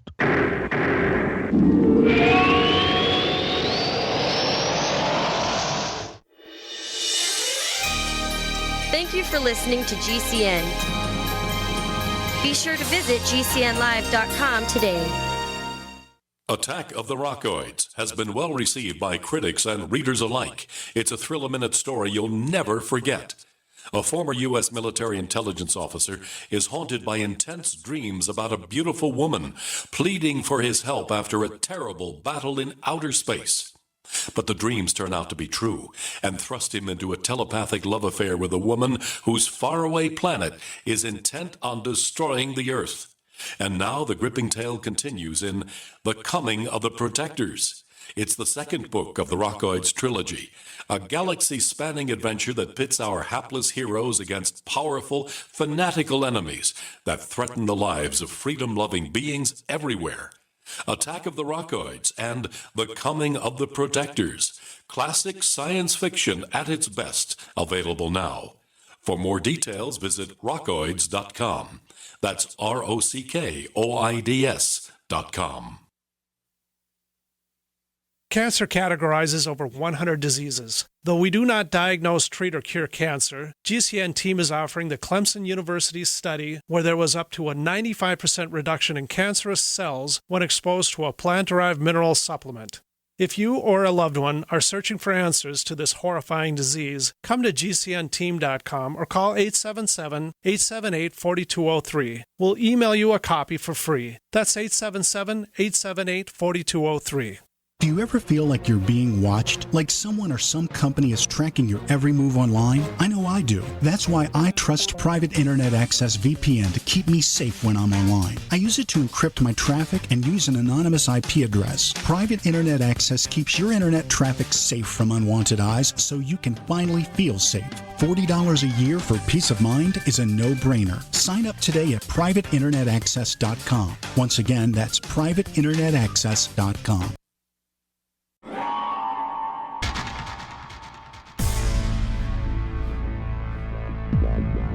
Welcome back to the Paracast, the gold standard of paranormal radio. And now, here's Gene Steinberg. So Chris is talking from beyond. So, continue from where I was. Dr. J. Siegel's colleague, when he heard what was being researched, wouldn't look at the evidence, wouldn't look at the ink blot, wouldn't even look through the microscope, just rolled his eyes, walked out of the room. And among the skeptical world, it's really interesting, the case, I'll call it a case, of Dr. Michael Shermer. He's the executive director of the Skeptic Society in Pasadena. And he's also the publisher of Skeptic magazine. And we all know him in the paranormal fields because he's often there to say, no, you guys don't know what you're talking about. And I had him in the Life After Death project. And, his position was basically, Paul, look, life after death. He said, I'm for it. Don't get mad at me. I'm for it. I don't object to it. It's a good idea, he said, but I just have never seen any evidence for it. And it would take some really strong evidence to convince me. And if you've got life after death, then you had to have life before death. And where were you before you were born? But he conceded. He said, maybe someday we'll find out that it is true, that it's explained by some quantum mechanical principle. And then he said, it's not going to be paranormal anymore. It'll be chapter 25 in your physics book. Okay. But he couldn't explain any of these things that had happened to me with Forrest J Ackerman. He didn't try. He just said, look, Paul, these are one-off experiences. We can't duplicate them in the lab. We can't make them happen when we want them to happen. He says, I just put them in a gray basket and say, maybe we'll know about this someday. And I object to that attitude very strongly. No, don't put it in the gray basket. Let's put it front and center in our research agenda. Let's learn more about it. Let's put money and resources into this experimentation because scientists like Gary Schwartz and others are trying very hard, rowing upstream against this terrible current that ignores their work. And I want to add that Dr. John Allison, the other chemist who subjected the ink, in my case, to laser desorption technology, and he's provided his reports on that research for the book. He's baffled. He's mystified. He couldn't duplicate what happened to me. He said, science can't reproduce this. We can't explain it. He's changed his mind so much from his massive skepticism at the beginning and wondering even, was I playing some kind of hoax on everybody? No. Rule that out. I signed a sworn affidavit at the beginning of this. Everything accounted for in the book and in the Life After Death project really did happen. But Dr. Allison said, when I asked him, can you get some of your colleagues to read An Atheist in Heaven and see your 3 years of scientific research on the ink obliteration? And he said, Paul, he said, it's hopeless. He said, you tell them about it, they just think it's silly. So terrible. It's just like UFOs. Science can't even define consciousness. So, Gene, with Dr. Shermer, something really weird happened to him. Some might say he got his comeuppance because something happened to him that he wrote up in Scientific American in his column. Something happened just like the things that have been happening to me with Forrest Ackerman, and it happened on his wedding day. And his wife missed her grandfather, who was deceased, who had raised her. They had sent all his possessions over from Germany to Pasadena. There was an old radio in there that wasn't working anymore. Michael Shermer tried to make it work. He gave up, took a soldering gun, tried everything. Damn thing didn't work, stuck it in a drawer. And it was from her grandfather. And they get married. They get a license at City Hall. They go to the house. They got friends there, and they're about to say their vows. And she said, boy, I wish my grandfather was here to give me away. And at that moment, music starts playing. It's a love song. And everybody's looking around. Where's the music coming from? Who hasn't turned off their phone? Nobody. It's not coming from any phone in the house. They open the door. Is a neighbor playing music loud? No. Where is it? It's coming from Grandpa's radio. She said, I wish Grandpa was here to give me away. And the response is, within 2 minutes of that, the dead radio comes to life and plays a love song in Michael Shermer's house. So, put that in your pipe and smoke it, Michael. Yeah, you smarmy bastard. And he really is a smug, smarmy dude. Every time I see him on some show, poo-pooing this or tisk-tisking that, he's got such a condescending smirk. They invented the word smarmy just for Michael Shermer, I think. So, yeah. What can you do? We need our skeptics, but man, at least be a little bit open-minded. something like that smacking you upside the head, you'd think that would have some impact on your thinking, but no. Oh, it was just a coincidence. I guess I did fix the radio. You know what was really funny is when I was making the Life After Death project, and I was at his home, which was the center of the publication for Skeptic Society, and I filmed his interview there. He showed the ink blot to a lady who works with him and co-publishes the magazine, I think, and says, "What does that look like to you?" And she says, "Oh, nothing, just looks like a smudge." Well, I have a lot of problem with this word smudge, because smudge is the one thing it wasn't. Smudge means like a smear, an accidental smear. And the defining thing about this ink obliteration of these words, which were a coded message from Forrest J Ackerman, I was able to discover that with a little time. The thing about that was it was precise. It was exact. Those words were targeted, and you could see that. And yet the skeptics, when they wrote about the Life After Death project and reviews and things, they'd say, "Oh, Paul Davidson is smudge, happened in a hotel room," they said, so no, it didn't happen in a hotel room where somebody could have had a key and come in. No, it happened in my own house with the doors locked. So, after I had the interview with him, I went into his office with him, and we were talking about stuff. He mentioned that, "Oh, George Clayton Johnson's going to be coming over in a half an hour." He said, "I haven't met George Clayton Johnson before." He said, "Do you know who he is?" And I said, "Oh my God, do I know who he is? He's a close friend of Forrest J Ackerman. He wrote for Twilight Zone." And I thought that was odd, the timing, that almost like Forrest sending an emissary to meet with him.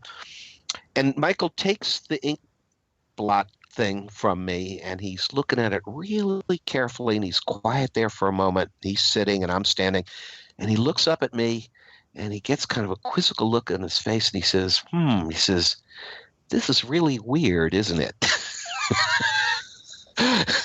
Okay, he wouldn't say that publicly. Ooh, a chink in the armor. Mm-hmm. A crack in the facade. Mm-hmm. Yeah, there it is.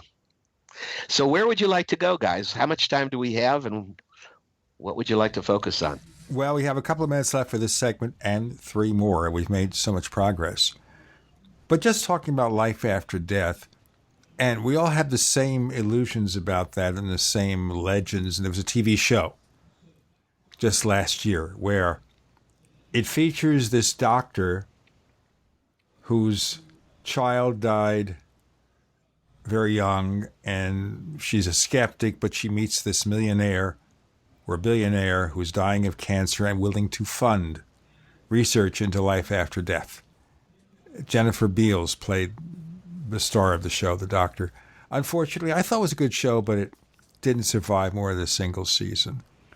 And then we had kind of a theory. I'm going to drop this on you because it's something you haven't heard before, but maybe you have some ideas, where one of our regular bloggers of the paranormal guy uses the name Red Pill Junkie. Ever hear of him? No. RPJ? No. He wrote a long editorial for the Paracast newsletter where he suggested that there's a connection in terms of descriptive nature between life after death and reports of UFO abductions. And I wondered here, we'll get to it in our next segment, maybe something you never heard before, Paul. But maybe you could think, why would there be a connection between the two? Could there be? With Gina and Chris, you're in Paracast.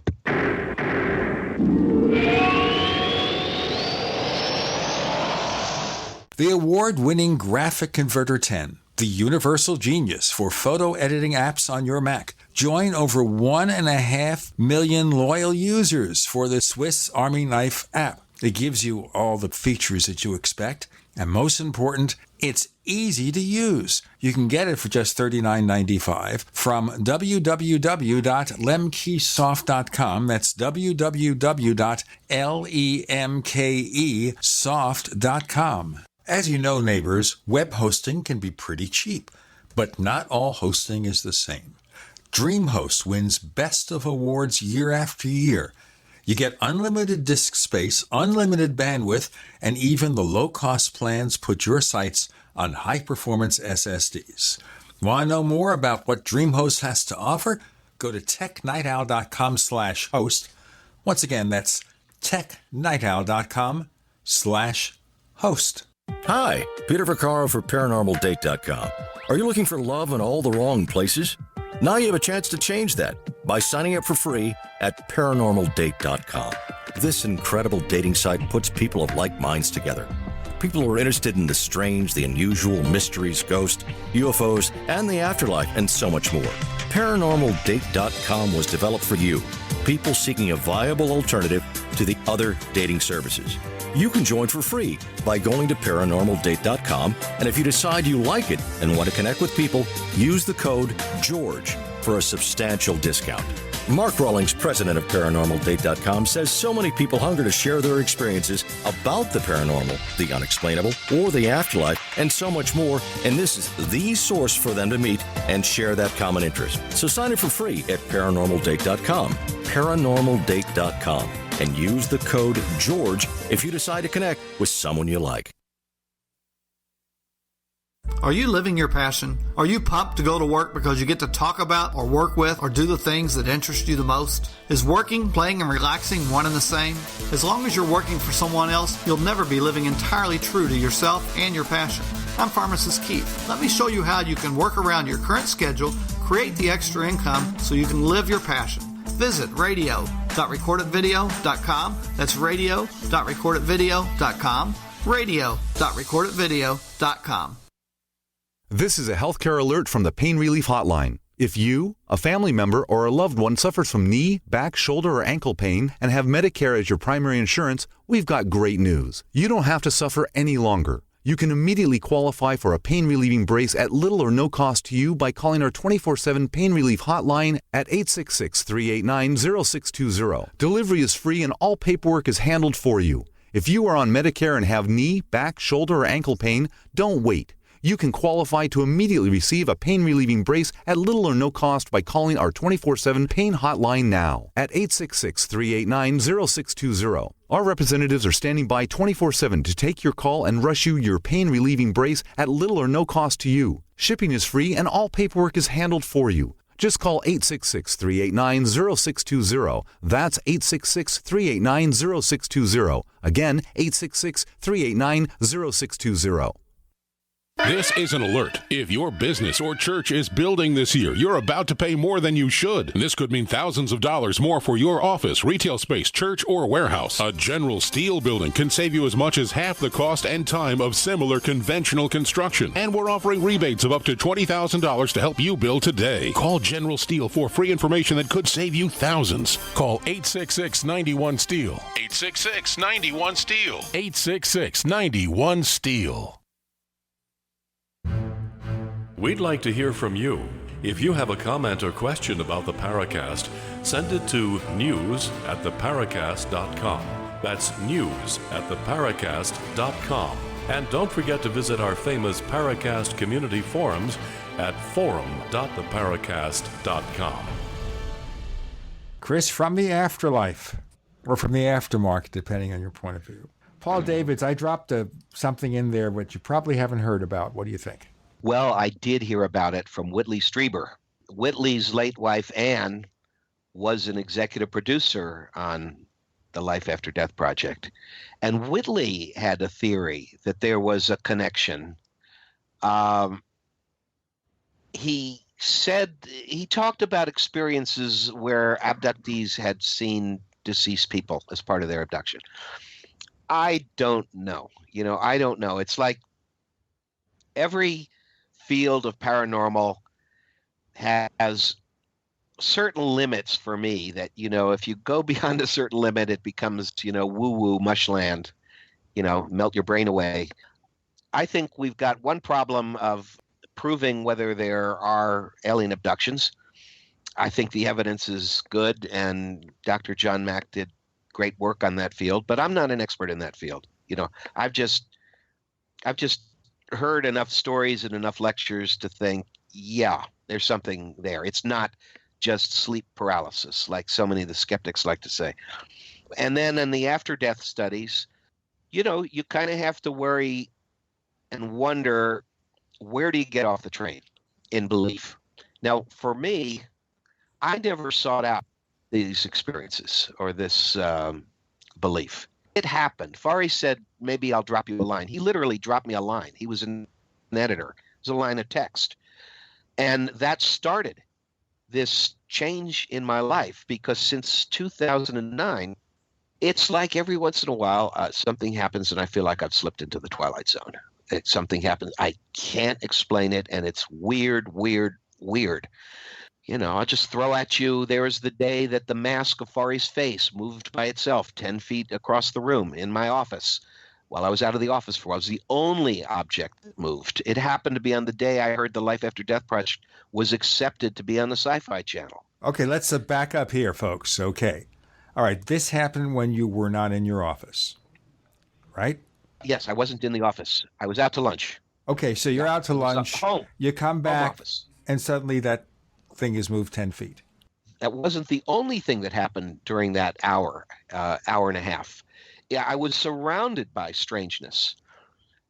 The computer has two screens. It's a video editing computer, and it had been up. But when I come into the office and, I pick up the mask that's not where it had been left on display for the previous years since I got this mask at his estate sale, suddenly the computer goes dead. It just shuts itself off. So the screens go black. And when I boot the computer back up, there are two open folders, one on each screen, that were not open before. I hadn't opened them. And one of them is all files of photos of Forrest J Ackerman, and the other is all files about his magazine, Famous Monsters of Filmland. Boy, this guy is really active there. He can't stop writing, huh? Not only that, during that same period of that hour, all right, I have a sign in my office, again, acquired at the estate sale, that I think it may related to one of his appearances at a World Science Fiction Convention, where it says, meet Forrest J Ackerman, the editor of FM. Meet the Ackermonster, editor of FM. And that's in that same room where the mask moved. Now, while I was out to lunch, when the mask was moving around in my room, a car swerves in front of me just as I was on my way to the Norton Simon Museum that has a license plate that says AM loves FM. And it just immediately struck me. Again, Chris and Brian, this is one of those synchronicities. The synchronicity of it. I pulled up my iPhone, I put it on camera, and I took a picture of that license plate, even while I was driving. AM loves FM. AM, Ackermansion, loves FM, his magazine. FM, Famous Monsters, right in my office where his mask was moving around. I have the sign that talks about Meet Ackerman, who edits FM. So you've got four things happening within an hour. You've got the license plate. You've got the mask moving. You've got the computer shutting itself off. Five things, actually, because then when the computer boots back up, you've got two open folders, both relating to Forrest J Ackerman. Guys, I couldn't invent this stuff if I tried. If I wanted to be a science fiction writer and tried to dream up stuff, I couldn't think of this. It really happens. And it keeps happening. And it's been happening now for 6 years. Yeah, ever since you read my book. But I love it, though. I love it. If Fari's listening, I don't want Fari to think that I object to these intrusions in any way. I love this man so dearly. He's always welcome. And I'm working very hard right now because his 100th birthday is going to be November 24th of this year. 100 years. He was born in 1916. I'm working with the City Council of Los Angeles to have a certain square in Los Angeles, a certain intersection named Forrest J Ackerman Square. And it's right by the House of Pies, where he would always go for lunch the last 6 years of his life. And I think they're probably going to do it. So, look, I love this man. He's welcome in my life, but this has changed my life. It's changed my worldview. It's changed, it's opened my mind to all of these things. And my mind had been briefly opened about these things back in 1983 when I worked for F. Lee Bailey. I worked for F. Lee Bailey on his television show, Lie Detector. But in 1983, I brought in a psychic for Lie Detector, psychic detective from New Jersey, Dorothy Allison. She passed the lie detector test. She had an extraordinary story to tell about how psychic means communicating with the departed spirit of a murder victim, a 14-year-old girl, who told her where her corpse could be found because the body wasn't found. And the body was found based on her clues. And it wasn't the only time. She had letters from police departments, signed by various policemen who said she helped us solve this case. So, back in 1983, based on that, I had to say to myself, there's something to this. Where could the lady get this information? She says she's getting it from spirits. So that means afterlife, it means spirits are real, and it means they can reach out and communicate. So, yeah, I was there with the idea in 1983, but then it's dormant. I don't even think about it. It's not part of my life at all. Zero. Until Fari passes away and he drops me a line. That's it. What a guy. Yeah.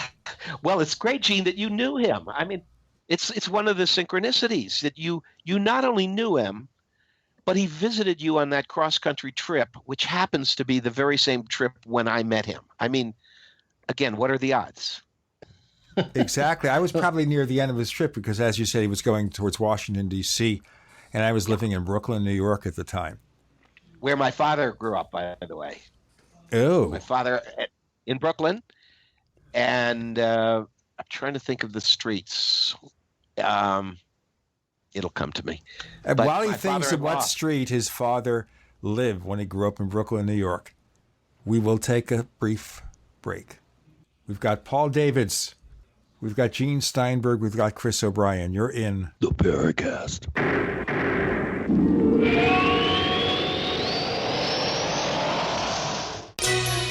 Thank you for listening to GCN.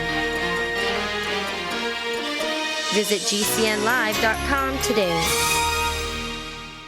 Do you ever feel like you're being watched? Like someone or some company is tracking your every move online? I know I do. That's why I trust Private Internet Access VPN to keep me safe when I'm online. I use it to encrypt my traffic and use an anonymous IP address. Private Internet Access keeps your internet traffic safe from unwanted eyes so you can finally feel safe. $40 a year for peace of mind is a no-brainer. Sign up today at privateinternetaccess.com. Once again, that's privateinternetaccess.com. Fully cooked, ready-to-eat bacon. I'm talking thick, meaty, center-cut presidential bacon. Savory and delicious. I buy some, I use some, I store some. Awesome. No refrigeration needed with a 10-year shelf life. NASA-packed technology. Bacon. Fully cooked, fully hydrated, ready to eat right from the packed bacon or warm and served. Life-saving, ready-to-eat bacon. 10-year shelf life bacon. Ships free at fullycookedbacon.com. Fullycookedbacon.com.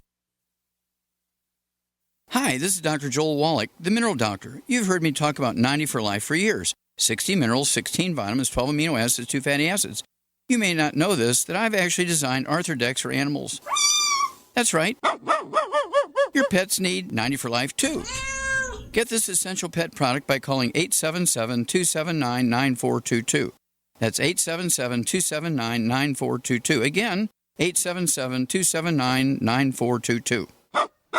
Are you retired or facing retirement and you're afraid your income is going to be less than you'd like? I'm Pharmacist Keith. Dr. Wallach, the Dead Doctors Don't Lie guy, and I want to show you a low-cost way to create your own business working around your current schedule, creating extra income that will last for years to come by joining Dr. Wallach's crusade, spreading his message of better health. To learn more, visit radio.recordedvideo.com. That's radio.recordedvideo.com, radio.recordedvideo.com, or call 866-257-3105 for a recorded message. People who can afford a LASIK procedure sure are lucky. Imagine being able to throw away your contacts and glasses. Imagine waking up tomorrow with 20/20 vision.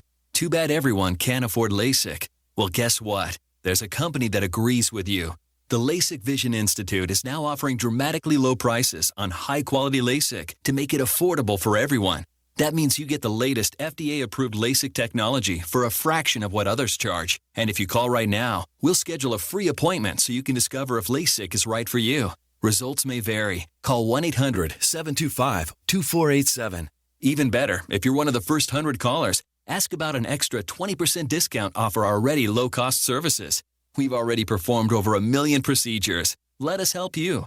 Discover how you can get the quality LASIK experience you deserve at a fraction of what others charge. For your free appointment, call 1-800-725-2487. 1-800-725-2487. Paid non-attorney spokesperson. Injury Help Desk is responsible for this advertisement. Principal office, Las Vegas, Nevada. This ad is not legal advice, and the choice of a lawyer should not be based solely upon advertisement. Services may not be available in all states. Attention prescription antibiotic drug users. Have you or a loved one suffered an aortic dissection, aortic aneurysm, or abdominal aortic aneurysm after taking the prescription antibiotic drugs Levaquin or Avelox? These popular antibiotic drugs have been prescribed more than 80 million times since 2004, and medical studies show an increased risk of the following injuries: aortic dissection, aortic aneurysm, and abdominal aortic aneurysm. If you or a loved one used the prescription antibiotic drugs Levaquin or Avelox and suffered from aortic dissection, aortic aneurysm, or abdominal aortic aneurysm, you may be entitled to substantial financial compensation. Act now. Time is limited to file a claim. You may be entitled to substantial financial compensation. For a free consultation and free information, call Injury Help Desk at 800-823-3851. 800-823-3851. 800-823-3851.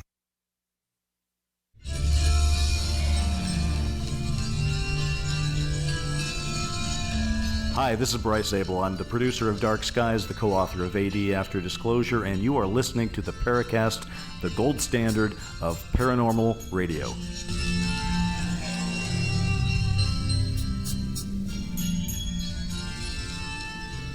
So I lived in Brownsville and East Flatbush mostly when I lived in Brooklyn, Paul. Flatbush, yes. And Linden? Did you know Linden in Brooklyn? Yes. Street Linden name Avenue? Linden? Yeah. You know, it was where the Jewish immigrants from Europe, so many of it was like a Jewish ghetto back in the day, stayed when they were accepted into the country. They were immigrants, and there was a large Jewish population there, and my grandfather and grandmother on my father's side were among them. My grandfather was a bus mechanic for the city of New York, and my dad became the scholar in the family. And then I became the filmmaker, the artist. Wasn't that near the location of Ebbets Field? I don't know in Brooklyn that well. I don't. I remember Coney Island. I'm sure you. Well, I'll tell you what. My wife lived a lot of her life in Coney Island. Mm-hmm. Not on the steeplechase or anything, but in an apartment just across from there. So, Gene, I had a wonderful chance here to talk about Roswell and An Atheist in Heaven and the Life After Death Project. May I take a few moments to tell your listeners about some of my movies that they may not be so familiar about? Go for it. Okay. So let me rattle them off. There's one that none of you have heard of, I think, because it hasn't played very much, but it is online now in this country. It played very widely in Latin America. It got dubbed into Spanish and Portuguese for Brazil. It's called Before We Say Goodbye. The title comes from a song. And it has an almost entirely Hispanic American cast. New Mexico, Albuquerque. It's a story of a Hispanic American family that the grandmother is a devout Catholic, and she lives her life by Our Lady of Guadalupe, the Virgin of Guadalupe. And that story, it's a Catholic miracle from the year 1531. It is an amazing story. You want evidence of paranormal, in this sense, in a religious context, look into Our Lady of Guadalupe. And, in Los Angeles, in the Southwest, in New Mexico, and Arizona, the image of Our Lady of Guadalupe is everywhere. It's so important among the Hispanic community. My movie was based on a wonderful stage play by writer Patricia Crespin. And the story deals with the grandmother's faith, whereas her family's falling apart. She's got a daughter who's a college professor who's an atheist. God forbid. She's got another daughter who's an adulterer. She's got sons that are nothing but trouble for her. And her husband is on the verge of passing away, and she needs a miracle. And where can she get this miracle? Well, from the Virgin of Guadalupe. And that means making a pilgrimage to the Basilica in Mexico City, where the relic is stored. The relic from 1531. Because what happened is the a peasant named Juan Diego, who was recently sainted by the Pope. I think John Paul II sainted him. He encountered a lady he said was from heaven. And this lady imprinted her image on his cactus cloak. And the cloak, 500 years old, is still there today on display in the Basilica in Mexico City. And you see very clearly the very famous image of Our Lady of Guadalupe. And scientifically, that cloak should have dissolved away within 50 or 100 years. I mean, it's impossible that it still exists in pristine condition 500 years later. And it is the original.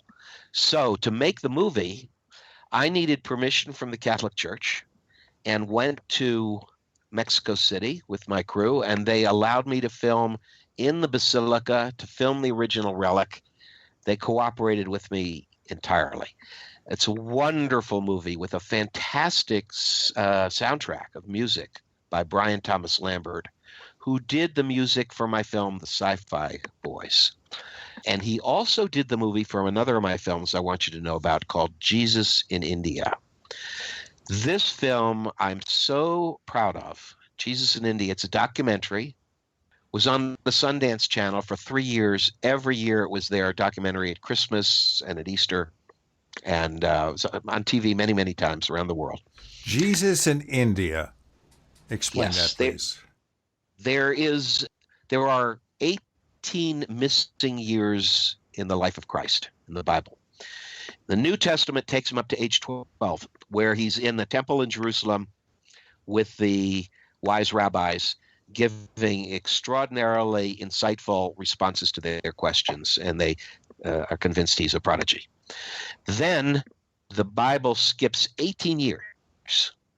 There's only one sentence in the book of Luke that says that Jesus increased in stature and in wisdom. What is it? And in stature with God and man. I can't have the quote exactly there, but one sentence. It doesn't tell where he was, just that he increased in stature and wisdom. And then the Bible picks him up at age 30. He's at the River Jordan, about to be baptized by John the Baptist.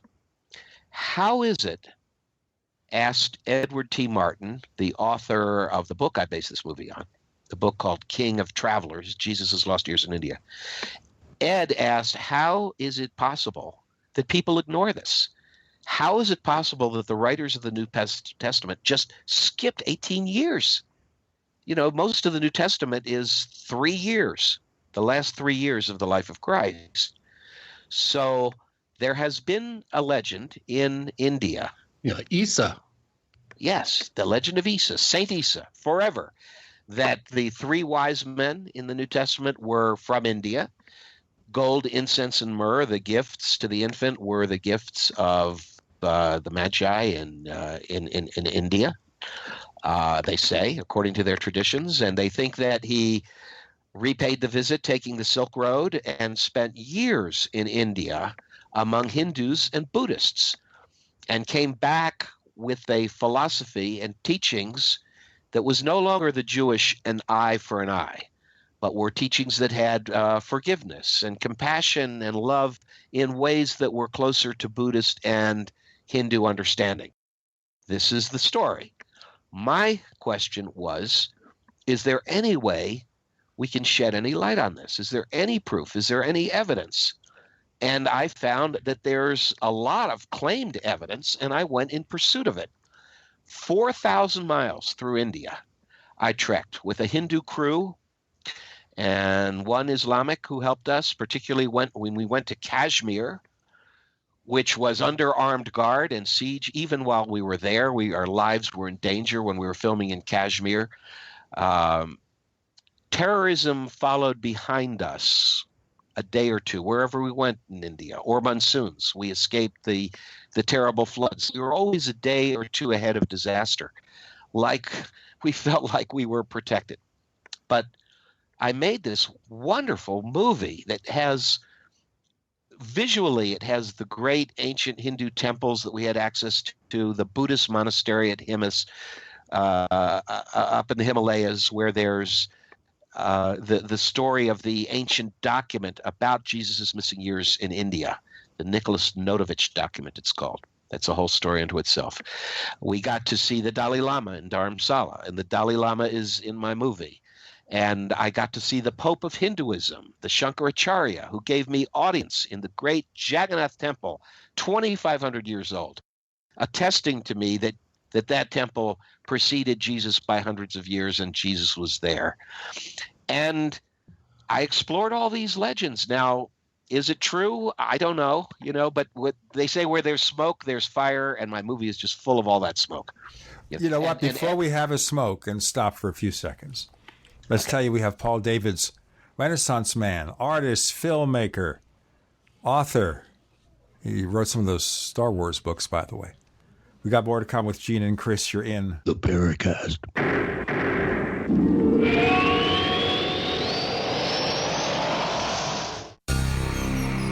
Thank you for listening to GCN.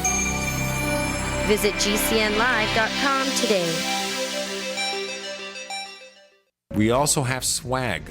We have all these exclusive Paracast things that you can buy. We've got 60 or so different items, and entails t-shirts, sleeves for notebook computers, iPad cases, mouse pads, the Paracast Jumbo tote bag, all sorts of t-shirts and jackets and stuff like that for men and women. We have a Paracast aluminum water bottle. All this stuff, you go to store.theparacast.com, store.theparacast.com.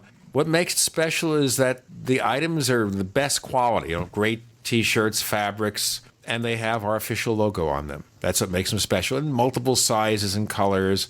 We even have stuff for children, stuff for women, stuff for men. We have all sorts of sizes, like small up to X large. A lot of good stuff. That's the swag from the Paracast. You go to store.theparacast.com, stop by, and take a shopping tour. There is an affordable alternative to the high cost of healthcare that offers freedom from insurance while providing compliance with the Obamacare individual mandate. Imagine having access to quality, affordable healthcare that allows you the freedom to choose your doctor and hospital. Members can share up to 100% of necessary medical expenses, including some alternative treatments. Find out how you and your family can contain healthcare costs without giving up your freedom. Go to libertyoncall.org. That's libertyoncall.org. Do you ever feel like you're being watched? Like someone or some company is tracking your every move online? I know I do. That's why I trust Private Internet Access VPN to keep me safe when I'm online. I use it to encrypt my traffic and use an anonymous IP address. Private Internet Access keeps your internet traffic safe from unwanted eyes so you can finally feel safe.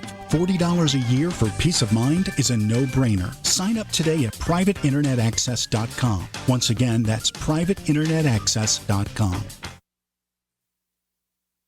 Hunters, anglers, campers, and survivalists. Get back to nature. Expand your horizons with the highest quality, most versatile, unique slingshots and sling bows on the market at slingbow.com. Sling bow products are compact and models start from just $17.98. They're perfect for your bug out bag or storing in your vehicle. Give yourself and your loved ones the excitement and tradition of sling bow. A new frontier in archery and truly modern twist on this primitive survival tool. Feel the thrill only at slingbow.com.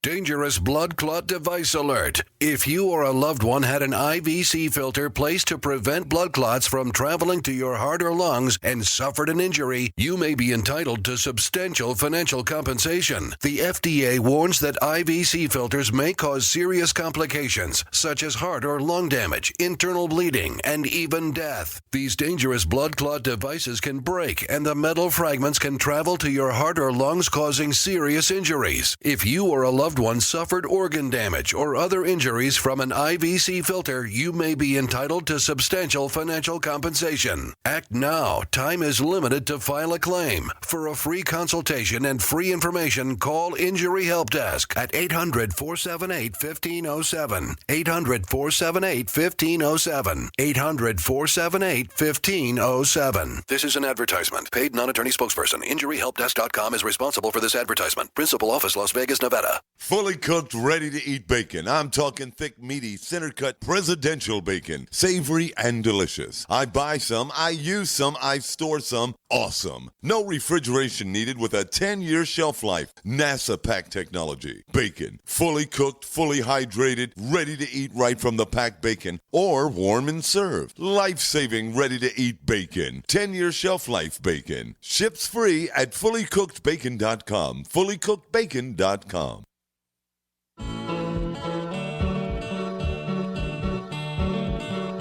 This is Micah Hanks of the Gray Alien Report, and you're listening to the Paracast, the gold standard of paranormal radio.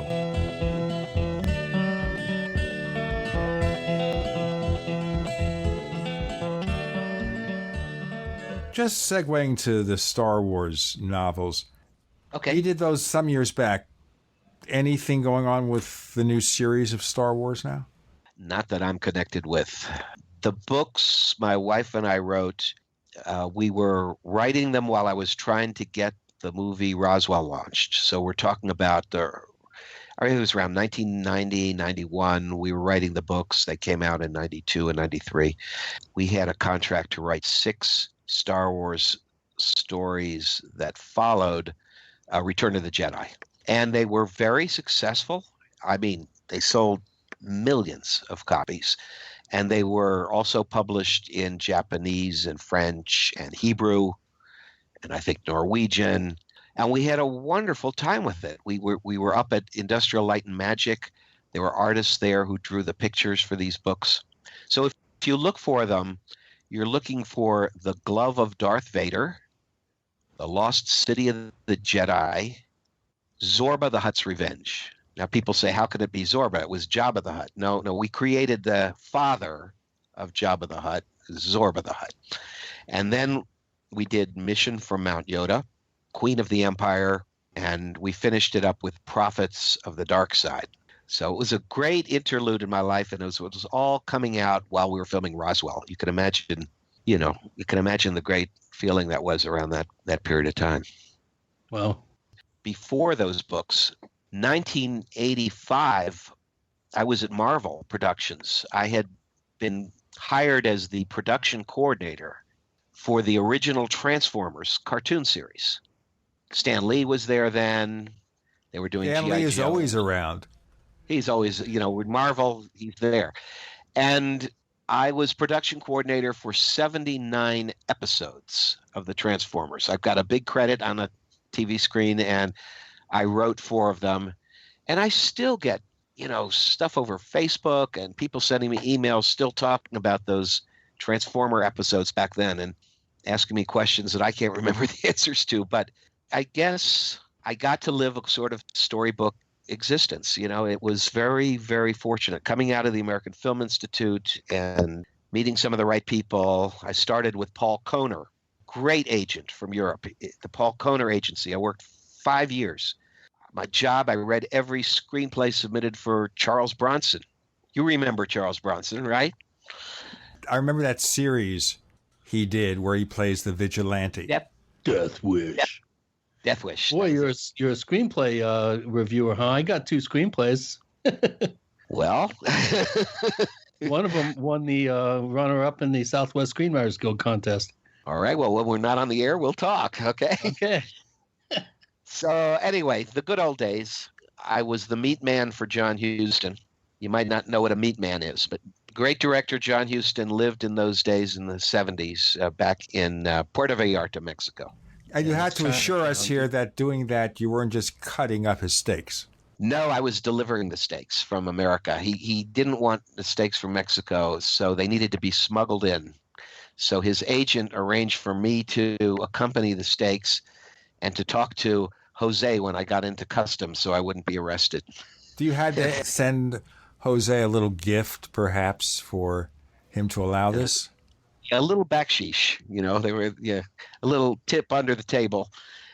He was well taken care of by Mr. Huston, who was a god in that town of Puerto Vallarta. There's a great statue of John Huston down there. The reason he made that film with Elizabeth Taylor, Night of the Iguana, he did that filmed most of it in Mismaloya, which is the neighboring town to Puerto Vallarta. But John Huston put Puerto Vallarta on the map through making that movie there, and then he lived there for so many years. So working for the man's agent, as I said, it was just a storybook existence. As I look back on it. It's like working for God. It was. It was. But in those days, I was frustrated because I wasn't getting to make my own movies. You know, I was working for an agent. Then, as I said, I worked on Lie Detector for F. Lee Bailey, and then came the Transformers. But, you know, it wasn't me being a filmmaker. That didn't happen until, well, even with Roswell, I was the executive producer and co-writer. I was not the director. It was after Roswell, the first one I directed was the biography of Timothy Leary, the LSD guru, and it's called Timothy Leary's Dead. It's interesting here about Timothy Leary. My first wife, Geneva, and I met up with a psychiatrist in Brooklyn who worked with Timothy Leary, and he gave us some of the select substances, shall we say. You had a free sample. Sure did. Can you say the name of the psychiatrist? No, because I can't remember. This is something like 45 years ago. Okay. Well, one of my early experiences when I was in college as a psychology student at Princeton, I did part-time work at the New Jersey Neuropsychiatric Institute, which was run by Dr. Humphrey Osmond. Ooh, I remember that name. Yes, the famous psychiatrist from Saskatchewan, Canada, who gave mescaline to Aldous Huxley, which resulted in the famous book, The Doors of Perception. Sure. And he also cured alcoholics with one dose. Yes, and you know the rock group The Doors, you know what that name comes from. It comes from Aldous Huxley's The Doors of Perception, mescaline, psilocybin, LSD. They were experimenting with all of that then. Those were the days of Timothy Leary and Millbrook. And I found myself in the middle of that too as a psychology student from Princeton, not knowing in those days that I would not only meet Timothy Leary, but that in the year that he died, You'd make a film about him. I was to make his biography. I was contacted by his publisher, Sebastian Orfali in Berkeley, who called me. He'd met me at a book convention, and he said, Timothy is dying. He has prostate cancer. We don't know how long he has. There hasn't really been a documentary about him. He said, Paul, if anybody's going to do it, it needs to be done now. He said, I'm happy to give Tim a call and tell him I recommend you. And so soon I was meeting with Timothy Leary, and when I said, Dr. Leary, I can't remember if I called him Timothy or Dr. Leary. It's probably Dr. Leary. I worked with Dr. Humphrey Osmond. His face lit up, and suddenly, wow, that was the connection. He sure knew who that was. So suddenly, you know, I was the guy to make that movie, and I found the backing to make it very quickly. The producer who provided most of the resources for that is my partner, Todd Mills. Todd was thrilled to get involved in the project, and, you know, we had about 6 days of interviews with Timothy, and we provided the costumes for him to wear. He didn't have a great wardrobe at that time, but I remember, I think my wife was still, wait a minute, she had been at Columbia Pictures. So I went to Columbia Pictures. So I got his wardrobe for the movie from Columbia Pictures, and he looked great in the movie. We had all kinds of clothes for him. That's great. Okay. I know you got a lot of stuff. So Paul Davids, please tell our listeners where we can look up your stuff, find out more of what you do. Okay. I send you all to lifeafterdeathproject.com to find out everything you want to know, you know, the background about the Forrest Ackerman case. And at Amazon.com, you'll find all of my projects and films there in one form or another. I mean, even the Transformers cartoons. You'll certainly find the Life After Death Project. You'll find the book, An Atheist in Heaven, which you can either get as this wonderful hardback with dust jacket or as an ebook. And JesusInIndiaTheMovie.com. You'll find all about that film. It's one of my films I'm just the most proud of. Okay, and my website, pauldavids-artist.com. See my paintings, and you'll see all about the films and books. Okay. You can find us on Twitter. Look for the Paracast. Look for 2 Paracast fan clubs on Facebook. And look for the Paracast Plus at plus.theparacast.com. plus.theparacast.com. We offer the After the Paracast podcast with all sorts of unexpected things going on. We offer a commercial-free version of this show. We offer first couple of chapters of that book, And My Dog Sings Chopin, from Ray Stanford and Chris O'Brien, and lots more stuff. Plus.theparacast.com for a low subscription rate, plus.theparacast.com. Paul Davids, thanks for joining us on the Paracast. Gene, thank you for giving me this platform to talk to your listeners. I appreciate it.